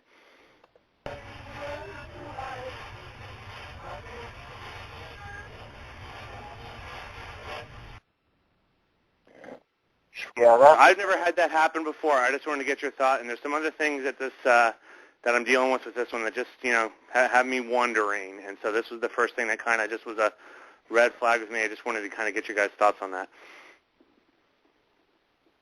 my initial reaction to it was it bothers me a little bit. It would concern me. that's based on nothing. It's just but the feeling that I got when I listened to it. You know, and I've learned that I should trust my feelings when I you know, initially hear something or experience something. But I'll be honest with you, I did not like that. You know. Okay. I agree with Dom on that. That to me, that was something I personally would have real high concerns about. I had some real high concerns about that, because even though the background noise into it, I don't know. Again, like listen to it on the phone. I'm not hearing it all that clear, but it sounds like there's something else in the background, even behind her mommy. Is there something else back behind that you couldn't make out? There may have been more. I mean, it was the spirit box going, so there's a lot of other noises going along with that. I can actually send you the clip so that you can hear it better. Yeah. I would like to hear that a little closer. That's definitely a red flag to me. That's the same thing. A chill went down my left arm when I heard it. Both times onto it. I'll just add quick too. This is the first. That was from the first time I was there, and this is one that's ongoing. This is something that there've been cleansing there. There's been actually I got brought in after it was actually for years. This has been off and on. So and there's aspects of it that have been sitting well with me. So go ahead. Sorry. Let me ask you a question. When you do a cleansing, what are you cleansing with? I did not do the cleansing. They had people come in and do cleansings there. The one where it worked, and it actually, I shouldn't say worked. It seemed to make things better. For a decent amount of time, the individual used sage salt and holy water, and I believe it was. We've always tried to match where their the beliefs of the homeowners with the the beliefs of who's coming in to do the cleansing. This was a little bit of a harder match because more in the kind of agnostic area, so it's hard to get an exact match on that. But I believe, actually, I'm not even sure of the guy's specific background on it, but I believe it was similar to what you were saying about a kind of a self-charged or some type of ritual on the holy water piece. It wouldn't be a Catholic one like Dom's talking about. Okay, because I mean that when it comes down to cleansings, we've talked about this before. Salt is good, sage is good, holy water is good, but sometimes you got to add more to it. Sage is a cleanser. I mean, it's good for mellowing out negative stuff into it, but it's not real good at removing. Salt is a good purifier on things, but sometimes you need a little bit more than what's going on with that. That's where like black salt and cedar comes in. I mean, which other faiths you turn around and go to, cedar is something that's an awesome cleanser. Along with myrtle and along with dragon's blood are really good cleanses. I mean, if the house was cleansed and you're still getting activity into it, there's got to be another direction to go with it. There's got to be a little bit more. You got to get into a little bit deeper than the basic like house cleansings. Okay, that makes sense. Oh, go ahead, Dominic. Sorry. I was going to say that clip made the hair on my neck stand up. It sounded to us. I'd like to listen to it because I don't want to make any assumptions until I hear exactly what it was. But there are other things you can do too, and blessed oil is good too. I mean, you can use some blessed oil, and you can surround doorways with it, and it will help shield the home a little bit too. The only thing I would say is you want this thing to be able to get out. So you don't want to seal and do anything kind of that would, seal the hole until you're sure this thing is gone. Right. Right. Well, I can offline here share some more stuff with you on this one, because it is one that has certainly been a little troubling. The other odd thing is that same little girl. I was at this location 3 times, twice investigating. The third time I was just kind of eyes and ears when they were doing the ritual, just to see if I was seeing anything. But what's interesting is I picked up the girl both times, and there's an angry guy towards me. I mean, lots of expletives seem to be directed towards me, and that got picked up both times. So it was really kind of odd that the same little mommy, voice came through on both occasions. So that's interesting. That's definitely interesting. And then you get an angry voice telling all kinds of, male voice coming on top of that and throwing expletives at you. That's a good one. That's the ones I usually get. Yeah. I have a lot. I have some more info that again, offline I'll get your Dominic. I have your info. I'll get yours, Bill, and then I'll share some more info from you, because any help or insight onto this I would appreciate. But I just started automatically playing the kids' voices in reverse ever since the show we did last Halloween. Basically said a very similar thing, Bill, about the they always have red flags when they hear kids, and so they always play their kids' EVPs backwards to see what they get. And it was just odd that I've gotten different phrases before, but I'm never sure if it's just a matrixing piece or not. But this one, you can't matrix the same word frontwards and backwards. At least not. No, you can't. Not mommy. You can't. So yeah, it's weird. So very interesting. Very interesting. Tracy, I've occupied a lot of the time here. I didn't know if you had anything you wanted to jump in on or ask as we're winding down here. Tracy always has something for us. Yeah, come on, Tracy. It's funny. I got to add real quick. I always tell Tracy I won't put him on the spot, and I do it every week anyway, so I apologize. It's good to put Tracy on the spot, because he's real good at putting us on the spot. So if I get somebody to put Tracy on the spot, that's a good thing. I love you, buddy. When being on Matt's show, it's one thing I've learned is I have to be prepared. So I'm not going to allow Matt to put me on the spot anymore, because I'm going to be ready. When aren't you ready, Tracy? Well, it's that fine line. It's that fine line between not wanting to put you on the spot, but not wanting to hog talking the whole time anyway. So I just wanted to bring you in here. So I got you. But one of the things I read, and I read it more than one place, it is some people's opinions, and I'd like to get your guys' opinions, or your thoughts, that actually not all demons are evil, and they don't all have ill intent toward everybody. But the one thing I found interesting about this read was that they were saying that some of them just merely set out to use a human's body to either hide or rest. What are your thoughts on that? I believe that mainly the demons are fallen angels. Okay?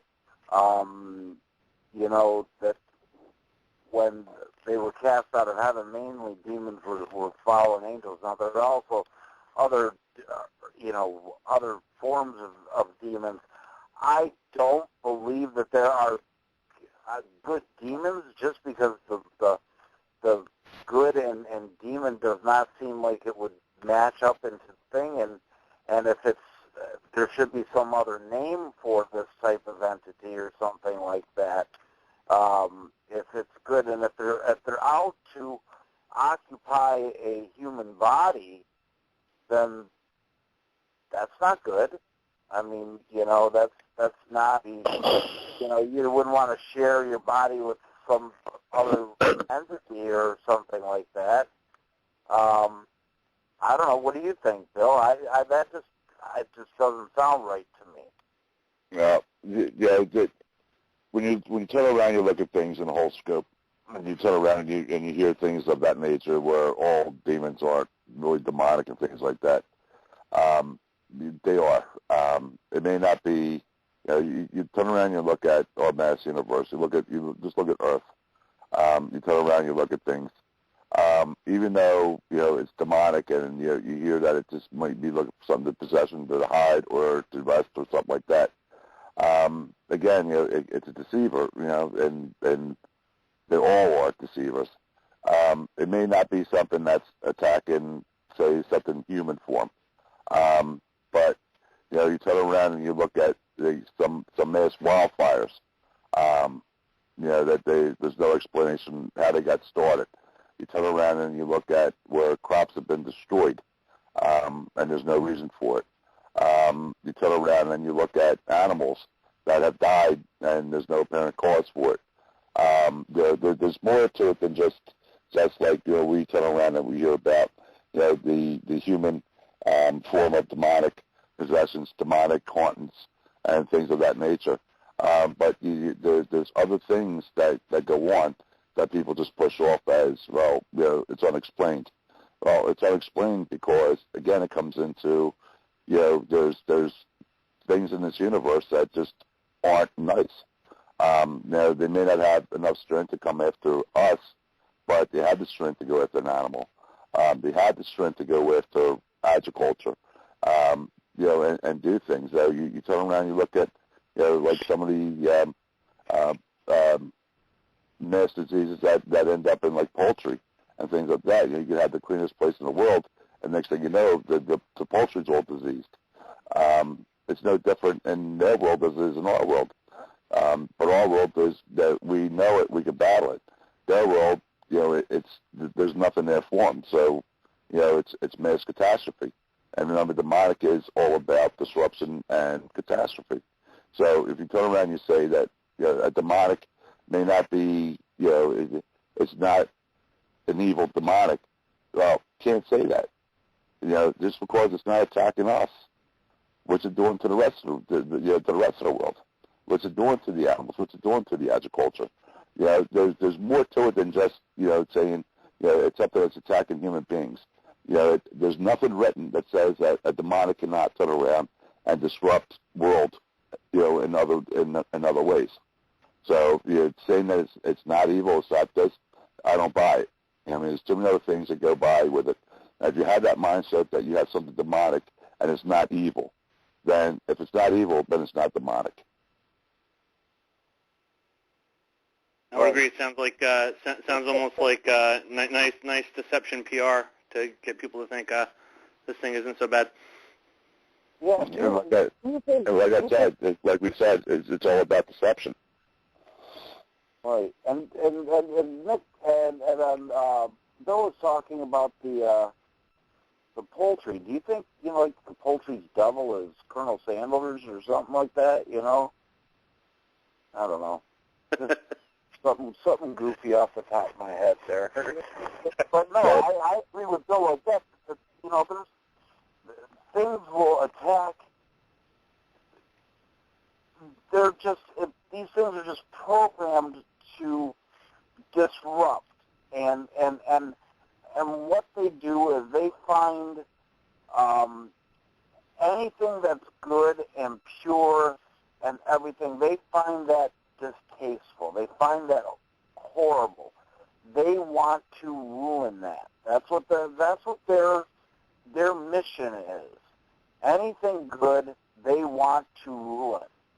Anything pure, they want to defile. That's why these things are what they are. We're not talking about a disgruntled guy or somebody, a jackass when he was alive haunting a house. We are talking about a thing that could be thousands of years old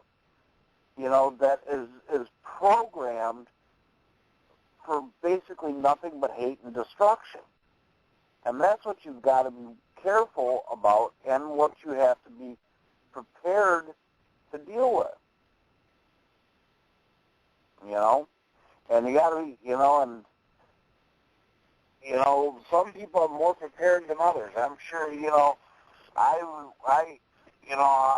consulted Bill many times, and I'm sure there's going to be many, many more times I'm going to be consulting him. So keep your phone on, okay? That's always one. You know that. I know that. There's one more thing I think we should clear up on this too. I know what show tonight's all about, the nasty and demonic. But I don't put falsehood out there saying that everything out there is demonic. Demonic hauntings are very, very rare. You know what I mean? It seems to be, you hear that it's supposed to be more active than it's ever been. Tracy and Don, I've talked to you guys about that before. I don't think it's any more active than it's ever been. I just think it's been more, more acceptable now. From again, where the TV shows, the one positive thing they did was bring the paranormal more out to light and to where it goes off onto. Not everything is demonic, and I want to stress that. Not everything that we turn around and do is demonic. We have some bad cases where it's just something that's just pissed off. Again, you say Uncle George was the meanest bastard ever walked the face of the earth. Well, he doesn't change when he dies. You know what I mean? We have to change him when he dies. You have to make him move on to get out to where he's at off one toe. That's just somebody who's just nasty wife and nasty afterwife. Demonic hauntings are very, very, very rare. A true demonic haunting is very, very, very rare. But when they do happen, it's major. It's not something that you just turn around and push off to the side. Anytime there is something that's demonic, it's a major thing. Just like The Conjuring, when they put that movie out there, that's one case they dealt with. When you talk to Lorraine says she's been involved in, a few demonics, where the exorcisms done and possessions were done. But even at the possessions, when they talk about it, it's not a demonic possession. It's not all about demonic. And sometimes I get a little frustrated when everybody says, oh, it's demonic, it's demonic, it's demonic. Demonic possessions and demonic hauntings are not an everyday occurrence. They are not an everyday occurrence, and they are very few and far in between. And like I said, I've been doing this for 40-some years. I know of 3 cases that I've dealt with that were true demonic. Out of the hundreds that I've done, there's only 3 that I've been aware of that I've done myself that were truly demonic. A couple other teams I've helped out with when it was nasty. There's other things that are out there like these little gremlin type of little peons that just are just total chaos. And you deal with them. So that I just wanted to make that clear that just let everybody know that it's not always about demonic. So. Right, and all the cases that I've dealt with and everything like that, 1, maybe 2, I would say, demonic. I know 1 for sure was, but it's so rare. But you have to be prepared, and like Bill said, there are non-human entities that are evil, but they're not demons. Or that they are just nasty little rats that want to just cause, like Bill said, chaos and disrupt life and everything like that. And that's a lot more prevalent than a truly demonic haunting is going to be. There's groups out there that are never, ever, ever going to come across a truly demonic haunting. And thank God they're not going to come across it because, it's very difficult. And like Bill said, when you're done, you're beat up. You're sitting there, you're licking your wounds for quite a while. Wow. Well, very, very, very good point. And I certainly didn't mean to make this come across like it was all, you know, that there was human interest. You didn't. Yeah, You didn't. I just wanted to clear the air up. That, you know, because we're, you know, it's a good thing, and I'm glad that we're doing this, that we get to have a discussion about it. But on the same token, too, you know, I didn't want people getting the wrong idea saying, well, you know, everything is demonic.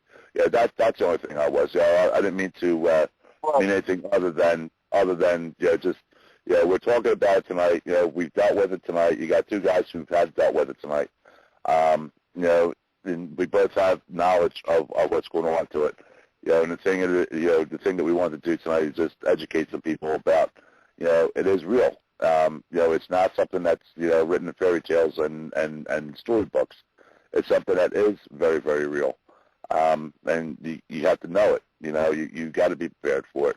And like I said, you know, there's an investigator that's out there that, you know, you may even know who he was, that, you know, got involved with things and you know, turned around and you know, made a couple comments, you know, about things, and then next thing you know, he got involved in one, and it damn near killed him.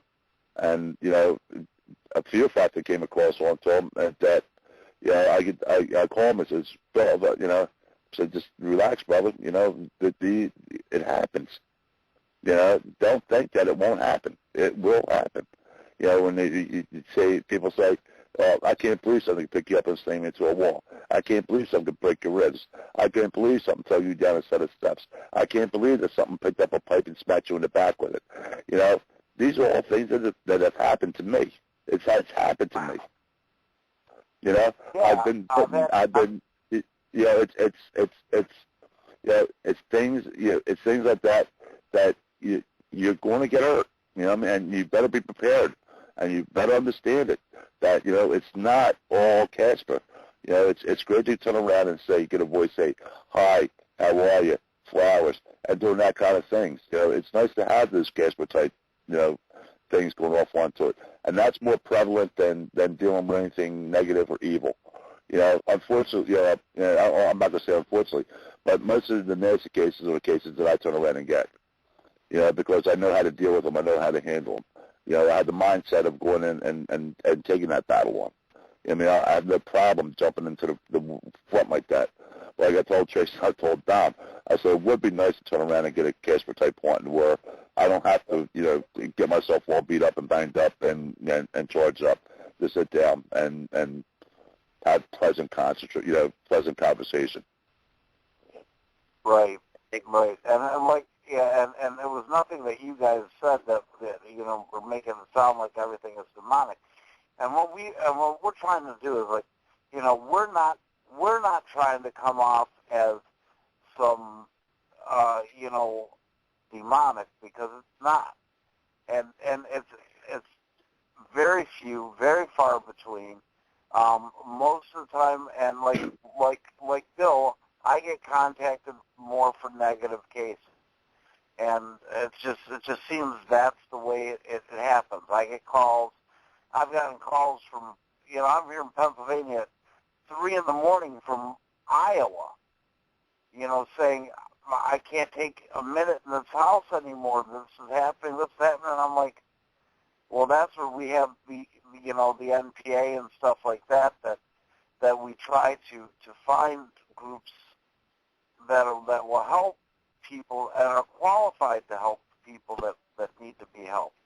But, you know, it just so happens that maybe, you know, that I was called to do this, and that, you know, I get the negative cases because I'm supposed to, you know, and if that's what's supposed to happen, if that's my path, then who am I to say no to it, you know?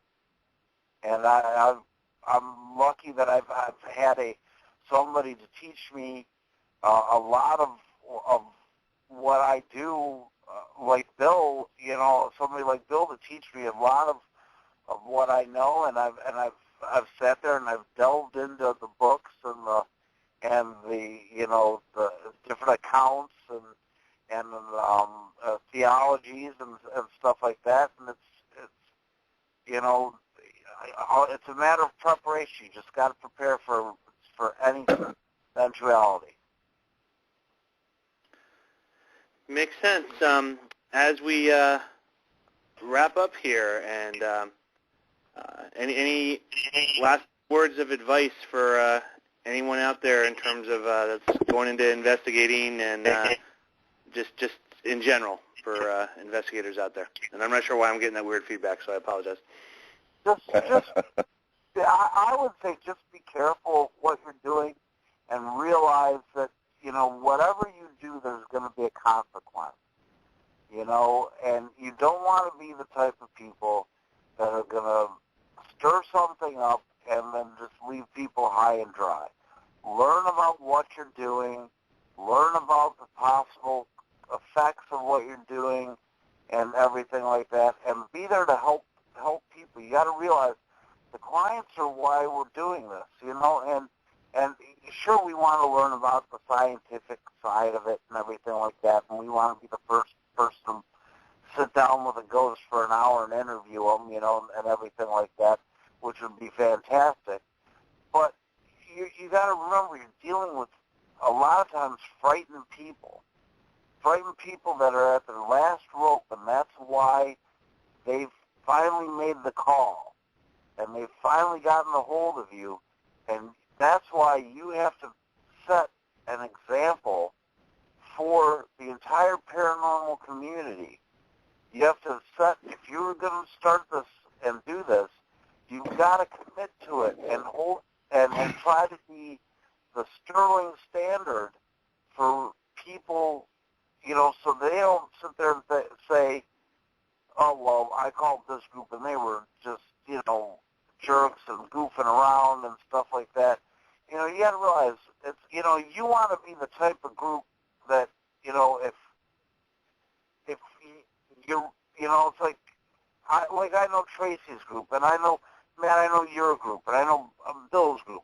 If my mom and dad were having problems, I would wholeheartedly recommend you guys, you know, and I know that they'd be in great hands because I know that's the type of values you guys have. And that's what you gotta, that's what the paranormal community needs is teams that have those types of values. Well, thank you. Yes, thank you very much. And my ad would be, you know, teams that are out, you know, don't be afraid to ask for help. You know, it's like I said, as many years as I've been doing this, you know, I'm not a real big fan of titles. You know, I've been called a demonologist, I'm called, you know, whatever. I'm not a real big fan of titles. You know, and I don't like the word ghost hunter. I don't believe people should be called, walk themselves out as a ghost hunter because we're not, you know, we're not strapping 30-30 on our back and looking for that 10-point buck. That's what this is about. You know, we are investigators. You know, go in with the mindset that, you know, things happen. You know, it's, you know, chances are that, you know, most teams will not run into anything really malevolent or really demonic or anything like that. But if you do run into a case where, you know, you feel you're over your head on it, do not bail out and run away and leave people standing there stranded. Ask for help. You know, there's, you know, we have Dominic, you have, you know, me, you have the whole MTA network that you go through. Ask for help.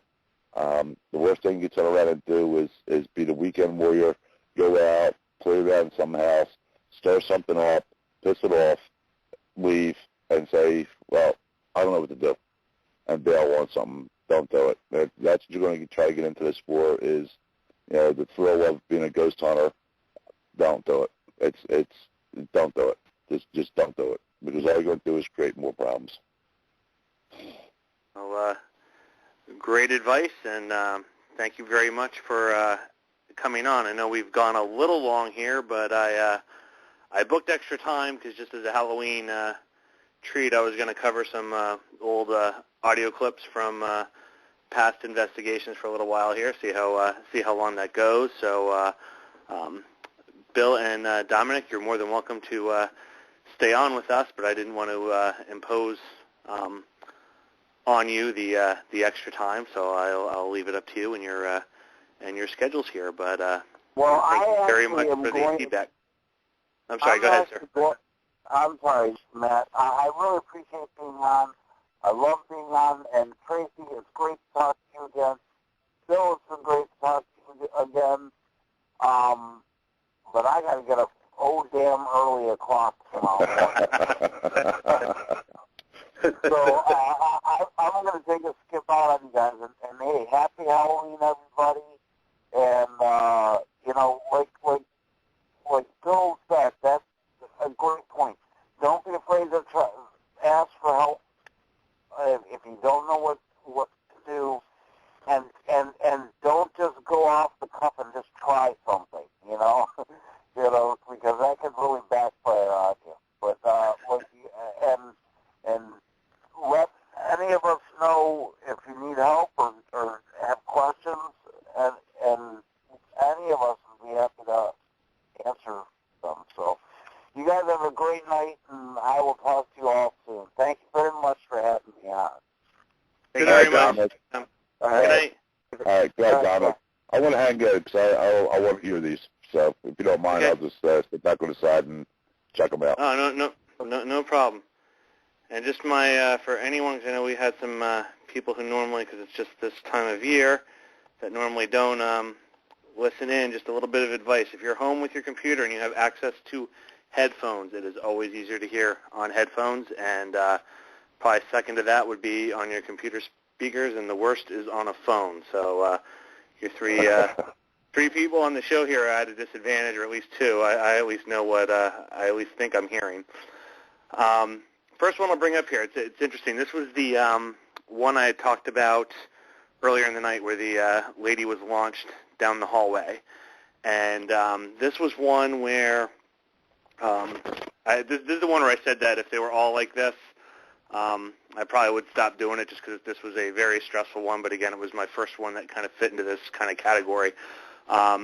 Much what I think Dominic was describing earlier, the reports of a dark shadow with, I believe they were describing the eyes as orange, that would just stand up, kind of out of the shadows, spook them, physical attacks, things along that line. What was odd was we made sure we never would split up. I'd be walking down the hall on the second floor of this house and hear my name being called from different rooms, or like a hey. We went up into the attic, heard a woman's voice from the back of the attic say my name several times, just odd things like this. But the story behind this audio, and I hope it comes through good, because it's kind of has a hissy nature to it.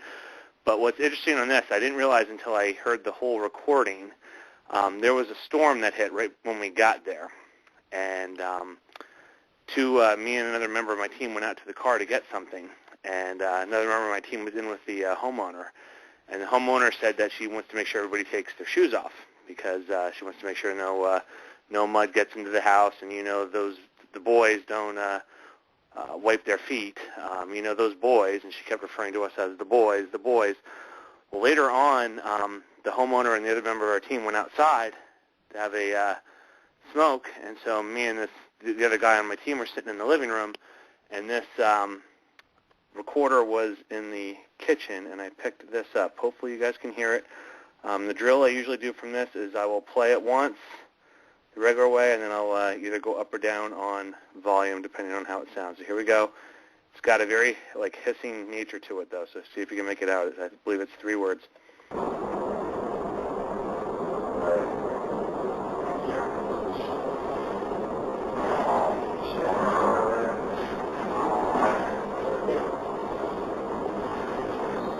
Okay, let me turn it down a little bit, because you hear us talking in the living room. It's at the end. It kind of came through loud there. I'm going to try this again. I'm not sure again how well this is going to work.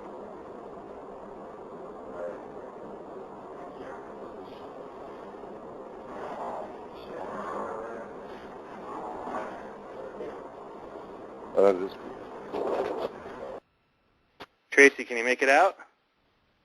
I can't make it out at all. It may just be my phone. I'm hearing it on the phone. No, this is that's why I hesitated on this one, but I think it's really good. It's just it's hard to come through. Could you pick up the voice at all, Bill? Yes. Could you make any of it out? I couldn't really make it out, but I could definitely hear it. It's a very deep voice. I can't understand what it's saying. Jen's listening to it. My wife's on the computer. Okay. So she's sketching. She says, "Wow, that was really freaky." I said, "Yeah, it does sound freaky." Well, this is what struck me on this is I believe it says go, and it's like kind of strong. It's like go home, boys, which struck me because I didn't know until I heard the recorder that the homeowner was saying the boys, the boys, the boys, and we're the two in here. So I'm going to play it again, see if you guys can make it out. It's at the end of this. It's kind of, again, it kind of has like a hiss to it.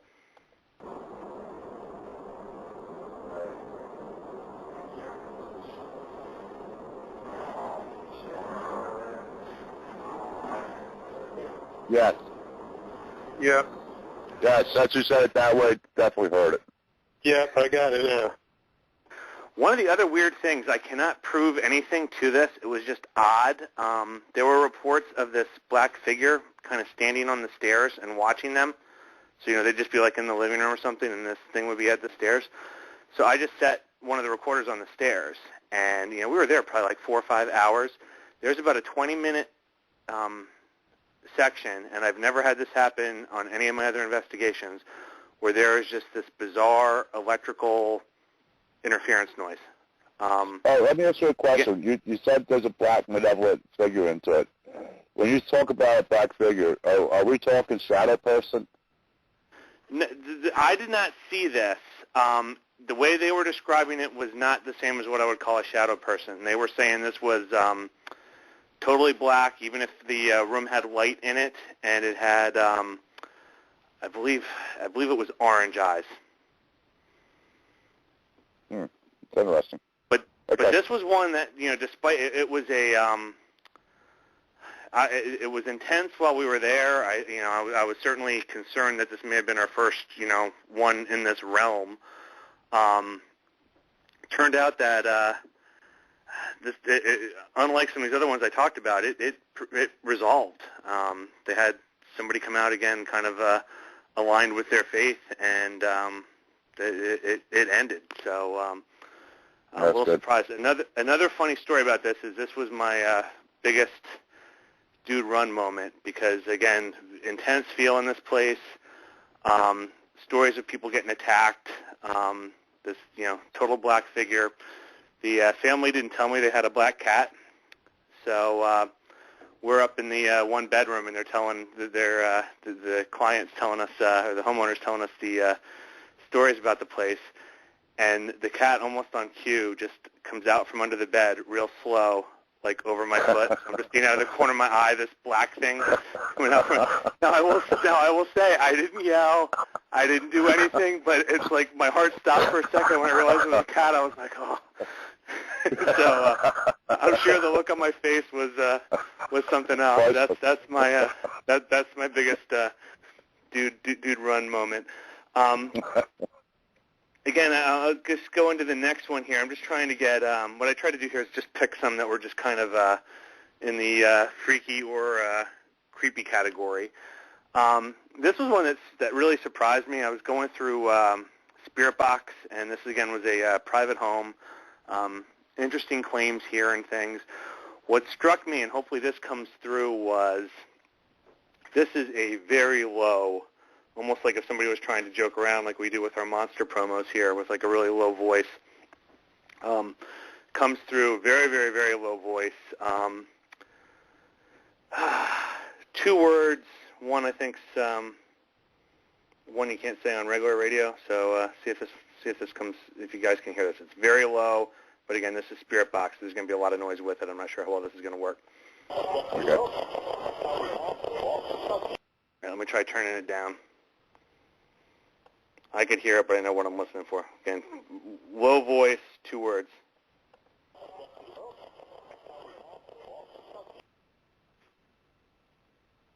Did either of you hear it?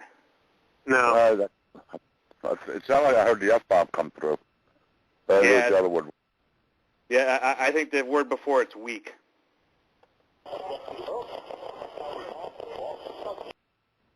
Yes. I hear it now. Yeah. The other No, word I I mean, heard, no problem. There was a word before it that I was having a hard time with, but you said weak, and then, yeah, it comes across that way. Yeah, and it's just this one I just flat. I mean, this certainly isn't the first. I get the F-bomb thrown at me a lot. Seems to be, and I do not provoke. I actually have a pretty, I think, mellow style, but it seems to come my way. So this just struck me because of how low the voice was. So I'll do it one more time for the people listening in. Yeah. Just odd in how low that was. But the Next one, F-bomb is real clear. The F-bomb's real clear on that one. yeah. This I just found interesting. This was actually we had Port City on a couple weeks ago, and they do a lot of work with Battleship North Carolina. And this was on the in the officers' area of Battleship North Carolina. Just surprised to get this. Not particularly creepy. I just find it kind of interesting. And again, it's another me being called not a nice name again. So here we go with this one.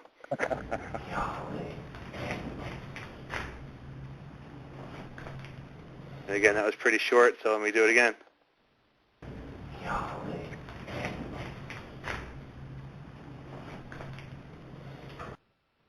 You hear that one, Tracy? Can you turn it up? Can you turn it up? Yeah, absolutely.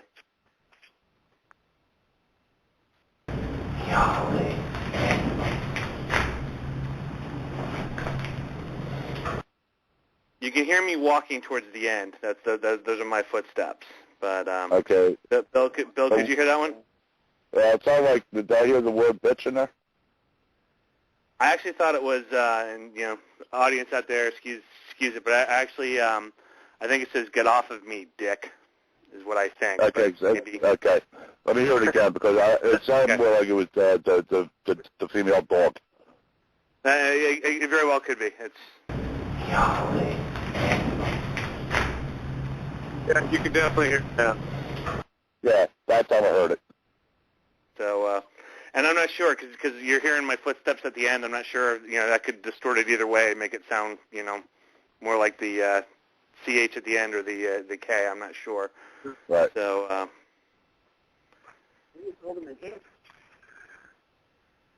So let's see here. But that's pretty funny. Oh, it's I've just gotten used to it. It's actually funny. Out of our team, we've talked before about kind of magnets and wet blankets, and I'm a magnet. I tend to get most of the or a lot of the activity out of our group, but on almost every investigation, there's somebody calling me something. Either throwing the F-bomb my way or calling me the. I might use it on a daily basis, especially if somebody keeps pestering me about something. that could be. Like I said, I've always tried to be pretty respectful, but this one I love this. There really isn't anything creepy about this. I just like this. This was at Trans-Allegheny in Lily's room, and Lily has a toy box.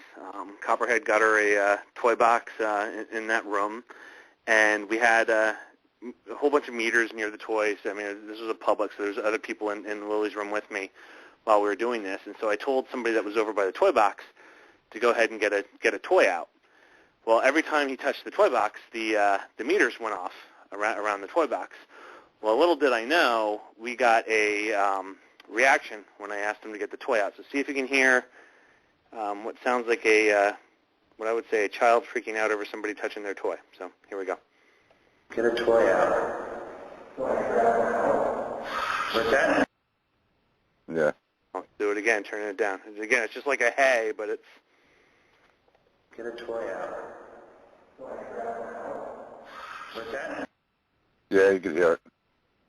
Yeah, and so it was just kind of interesting, too, because that correlated with all... People had, K2s and Mel's and stuff, and they were all getting hits on it when he touched the toy box. Then we got the... Don't touch my toys. Exactly. For some of the people that may have just, because I know we had some that just logged in, I'm going to go ahead and replay this one. Tracy and Bill have already heard this, but this was an odd one. Recent investigation I'm working on. About a year ago when we had Luann Jolly on here, she was saying about how when she gets child voices, she'll play them backwards to see if she gets anything different on it. What's odd about this one is this is on a spirit box. You'll hear a girl say mommy, but what's odd about it is both forward and in reverse, you will hear basically the same voice saying mommy. So this is the first one forward.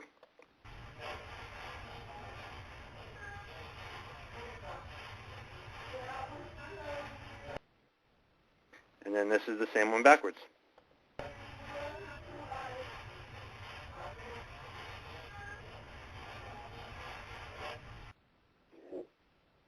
So again, just very odd.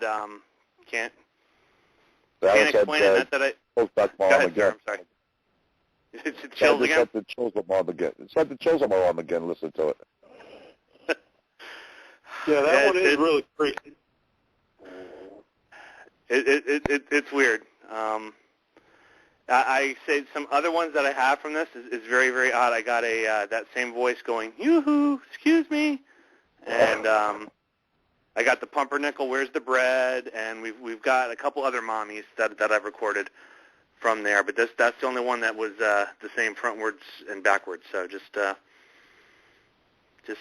odd. All right, so this next one is George had to leave, unfortunately. This one I had in for his benefit. In Trans-Allegheny, the geriatric ward is the spot in that building that he just does not like. And interestingly enough, we ended up there the same weekend, and when he was there that Friday, he had I believe it was some sensitive with him, or he was envisioning it, or picking up something of basically a barefoot orderly or some employee there that basically, for lack of a better word, was just a pervert. So he was there, and part of his whole deal was basically molesting the patients and things in that ward. There are weird things that go on in that ward. A girl on his team got somebody breathed on her neck while she was in there when these things are going on. Well, the next day we're in there and got very strange things in that ward as well.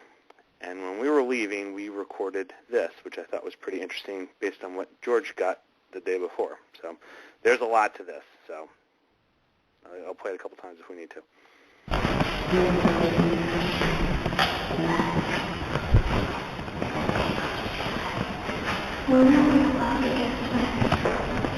Okay, I'm going to turn it down a little bit. Again, there are other people talking, but there's a lot to this. I think it's about 7 or 8 words.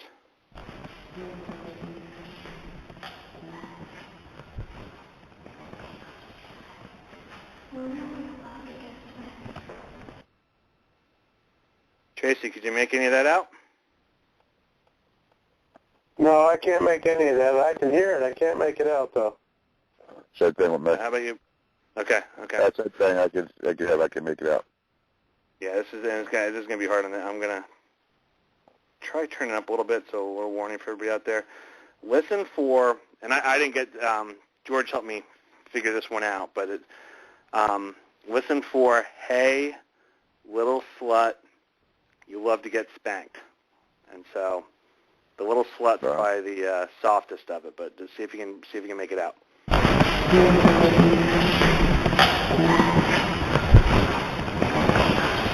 That's what I heard. That I heard. That's how I heard it. So yep, I heard it.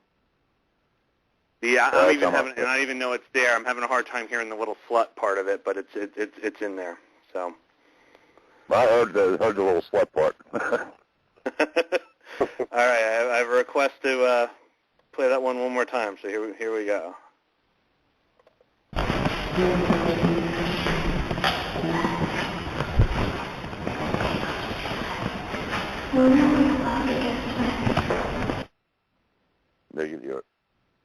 Now, what's interesting about that ward is consistently, and again, mental hospital, so there is a ward that's criminally insane. There's the violent male. There's the violent female.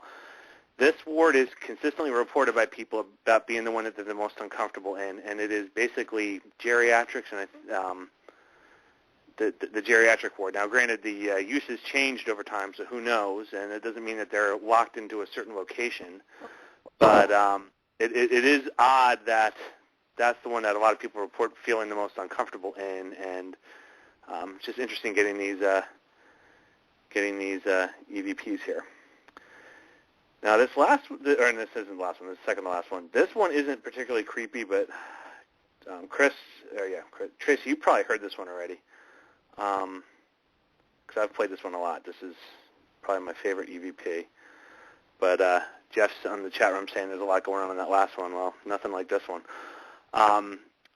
This was also at Trans-Allegheny. I was in the common room in the pediatrics ward. I was the only one in the entire ward. Didn't feel like there was a whole lot going on, so I guess my senses weren't very good on this, because you will hear, and they're varying volumes here, so it might be hard to pick them all up, but there's about 5 or 6 different voices all in the common room with me while I'm walking around. So here, I'll go ahead and just play this right away twice, because again, there's a lot going on here. Just realize that I'm the only one in the room, and I don't believe I talk at all in this clip, so everything here is voices that don't know where they were coming from.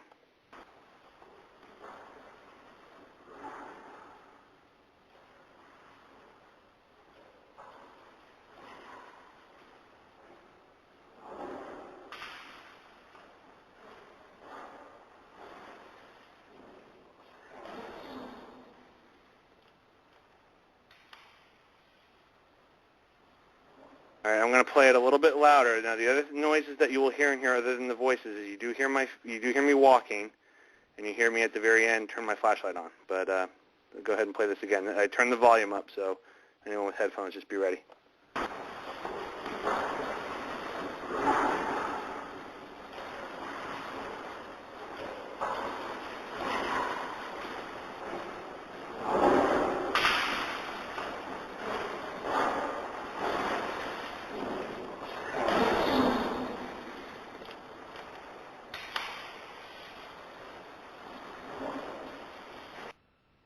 One more time to help. Oh, go ahead, sir. No, it sounds like they're having a party. Yeah, absolutely.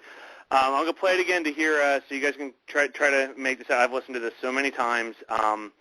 What's interesting is I believe it's a loud run, then get away, get out, another run, a female voice that comes through very loud saying good job, and then the one that I think is actually kind of creepy is there's a soft voice at the end there saying one, almost like, and again, I was the only one in the ward. I almost interpret that as how many are here, and they're saying there's one of them. So, but again, to Jeff in the chat room, it's multiple voices. Sounds male and female. So here we go again. So it's like run, get away, get out, run, good job, one.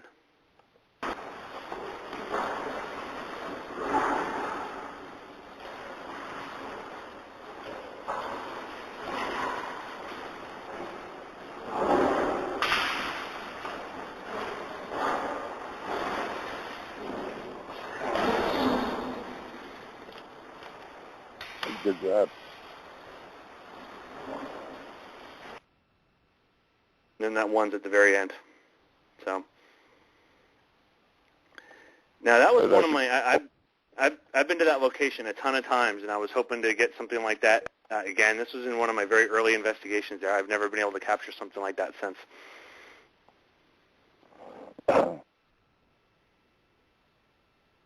So, Tracy, could you make them out? I can't understand what they're saying, but I can definitely tell that there's definitely more than one. And to Jeff in the chat room, yes, the room was silent. Again, I was the only one in the entire ward at that time. Now, I don't know. Maybe they were clearing the room. Maybe that's what all the, run, get away, get out. It may not have been directed towards me. They may have been clearing the room for some reason. Because after I did the initial kind of walk around the room where I'm collecting all that, I sat down for a little while, felt like there was nothing going on there, and went to another part of the building. So, not only wasn't I hearing anything, I actually thought it was pretty dead while I was there. So. Matt, have you ever caught anything like that again in there? That is first of all, there isn't a dead spot in that building. I've caught things in every ward in that place. And I think, depending on how you want to break it down, there's like 20, 21 different wards or areas to go into. That is a busy area. It's the common room all the way at the end of the hallway. There is a kind of a shower area across from that common room. Both those rooms are very busy. We mentioned earlier about how people act when they think they're dealing with children. On a later investigation, we were there where they were getting a girl. I want to say it was Heather. They had a name for the girl, and they're talking, and this still absolutely blows me away. But a person in the group actually invited Heather to.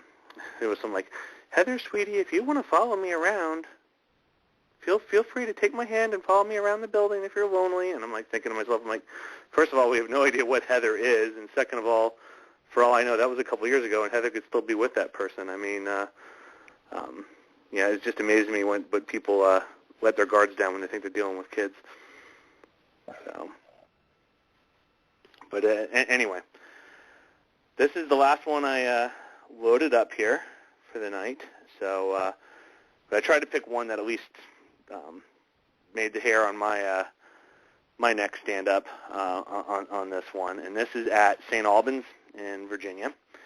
And this is the first time we were there. It was 3 of us. It was very cold. It was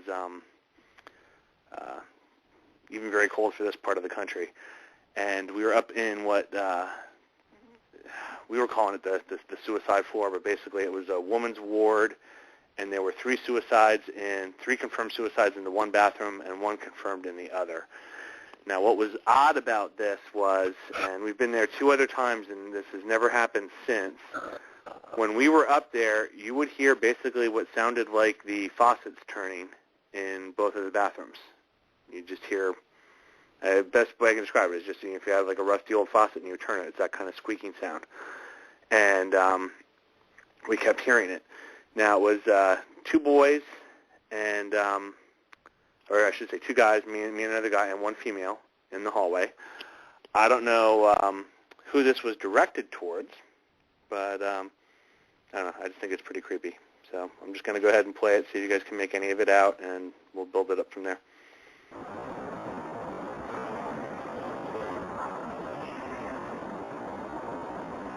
Okay, I can tell you right now I had a hard time hearing that on the phone, so let me try dialing it down.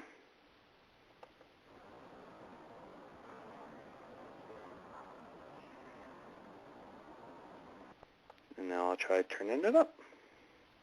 So warning to anyone with headphones, I turned it up.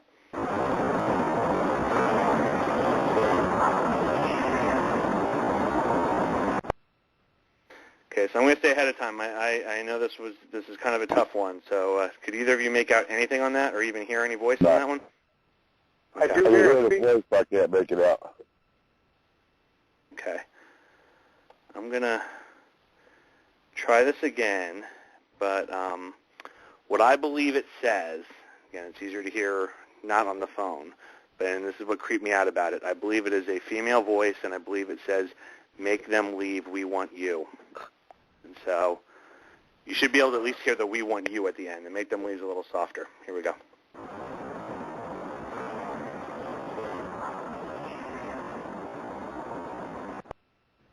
I'll turn it up a little bit.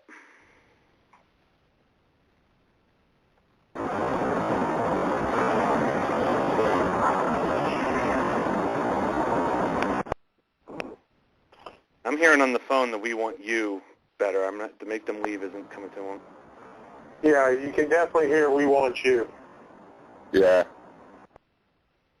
So again, no idea on the context of it. Again, just creepy knowing that there were those suicides in those rooms. We were hearing the faucets turning in those rooms. For a while, the female in the group went into one of those rooms to sit. I think she was actually sitting in the room when that came through. Me and the other investigator were in the hallway. The recorder's near me. I have no idea. Did they want the two guys to leave because she was in the bathroom? Did they want one of the guys and the girl to leave? I don't know, but it was something that I just found kind of creepy.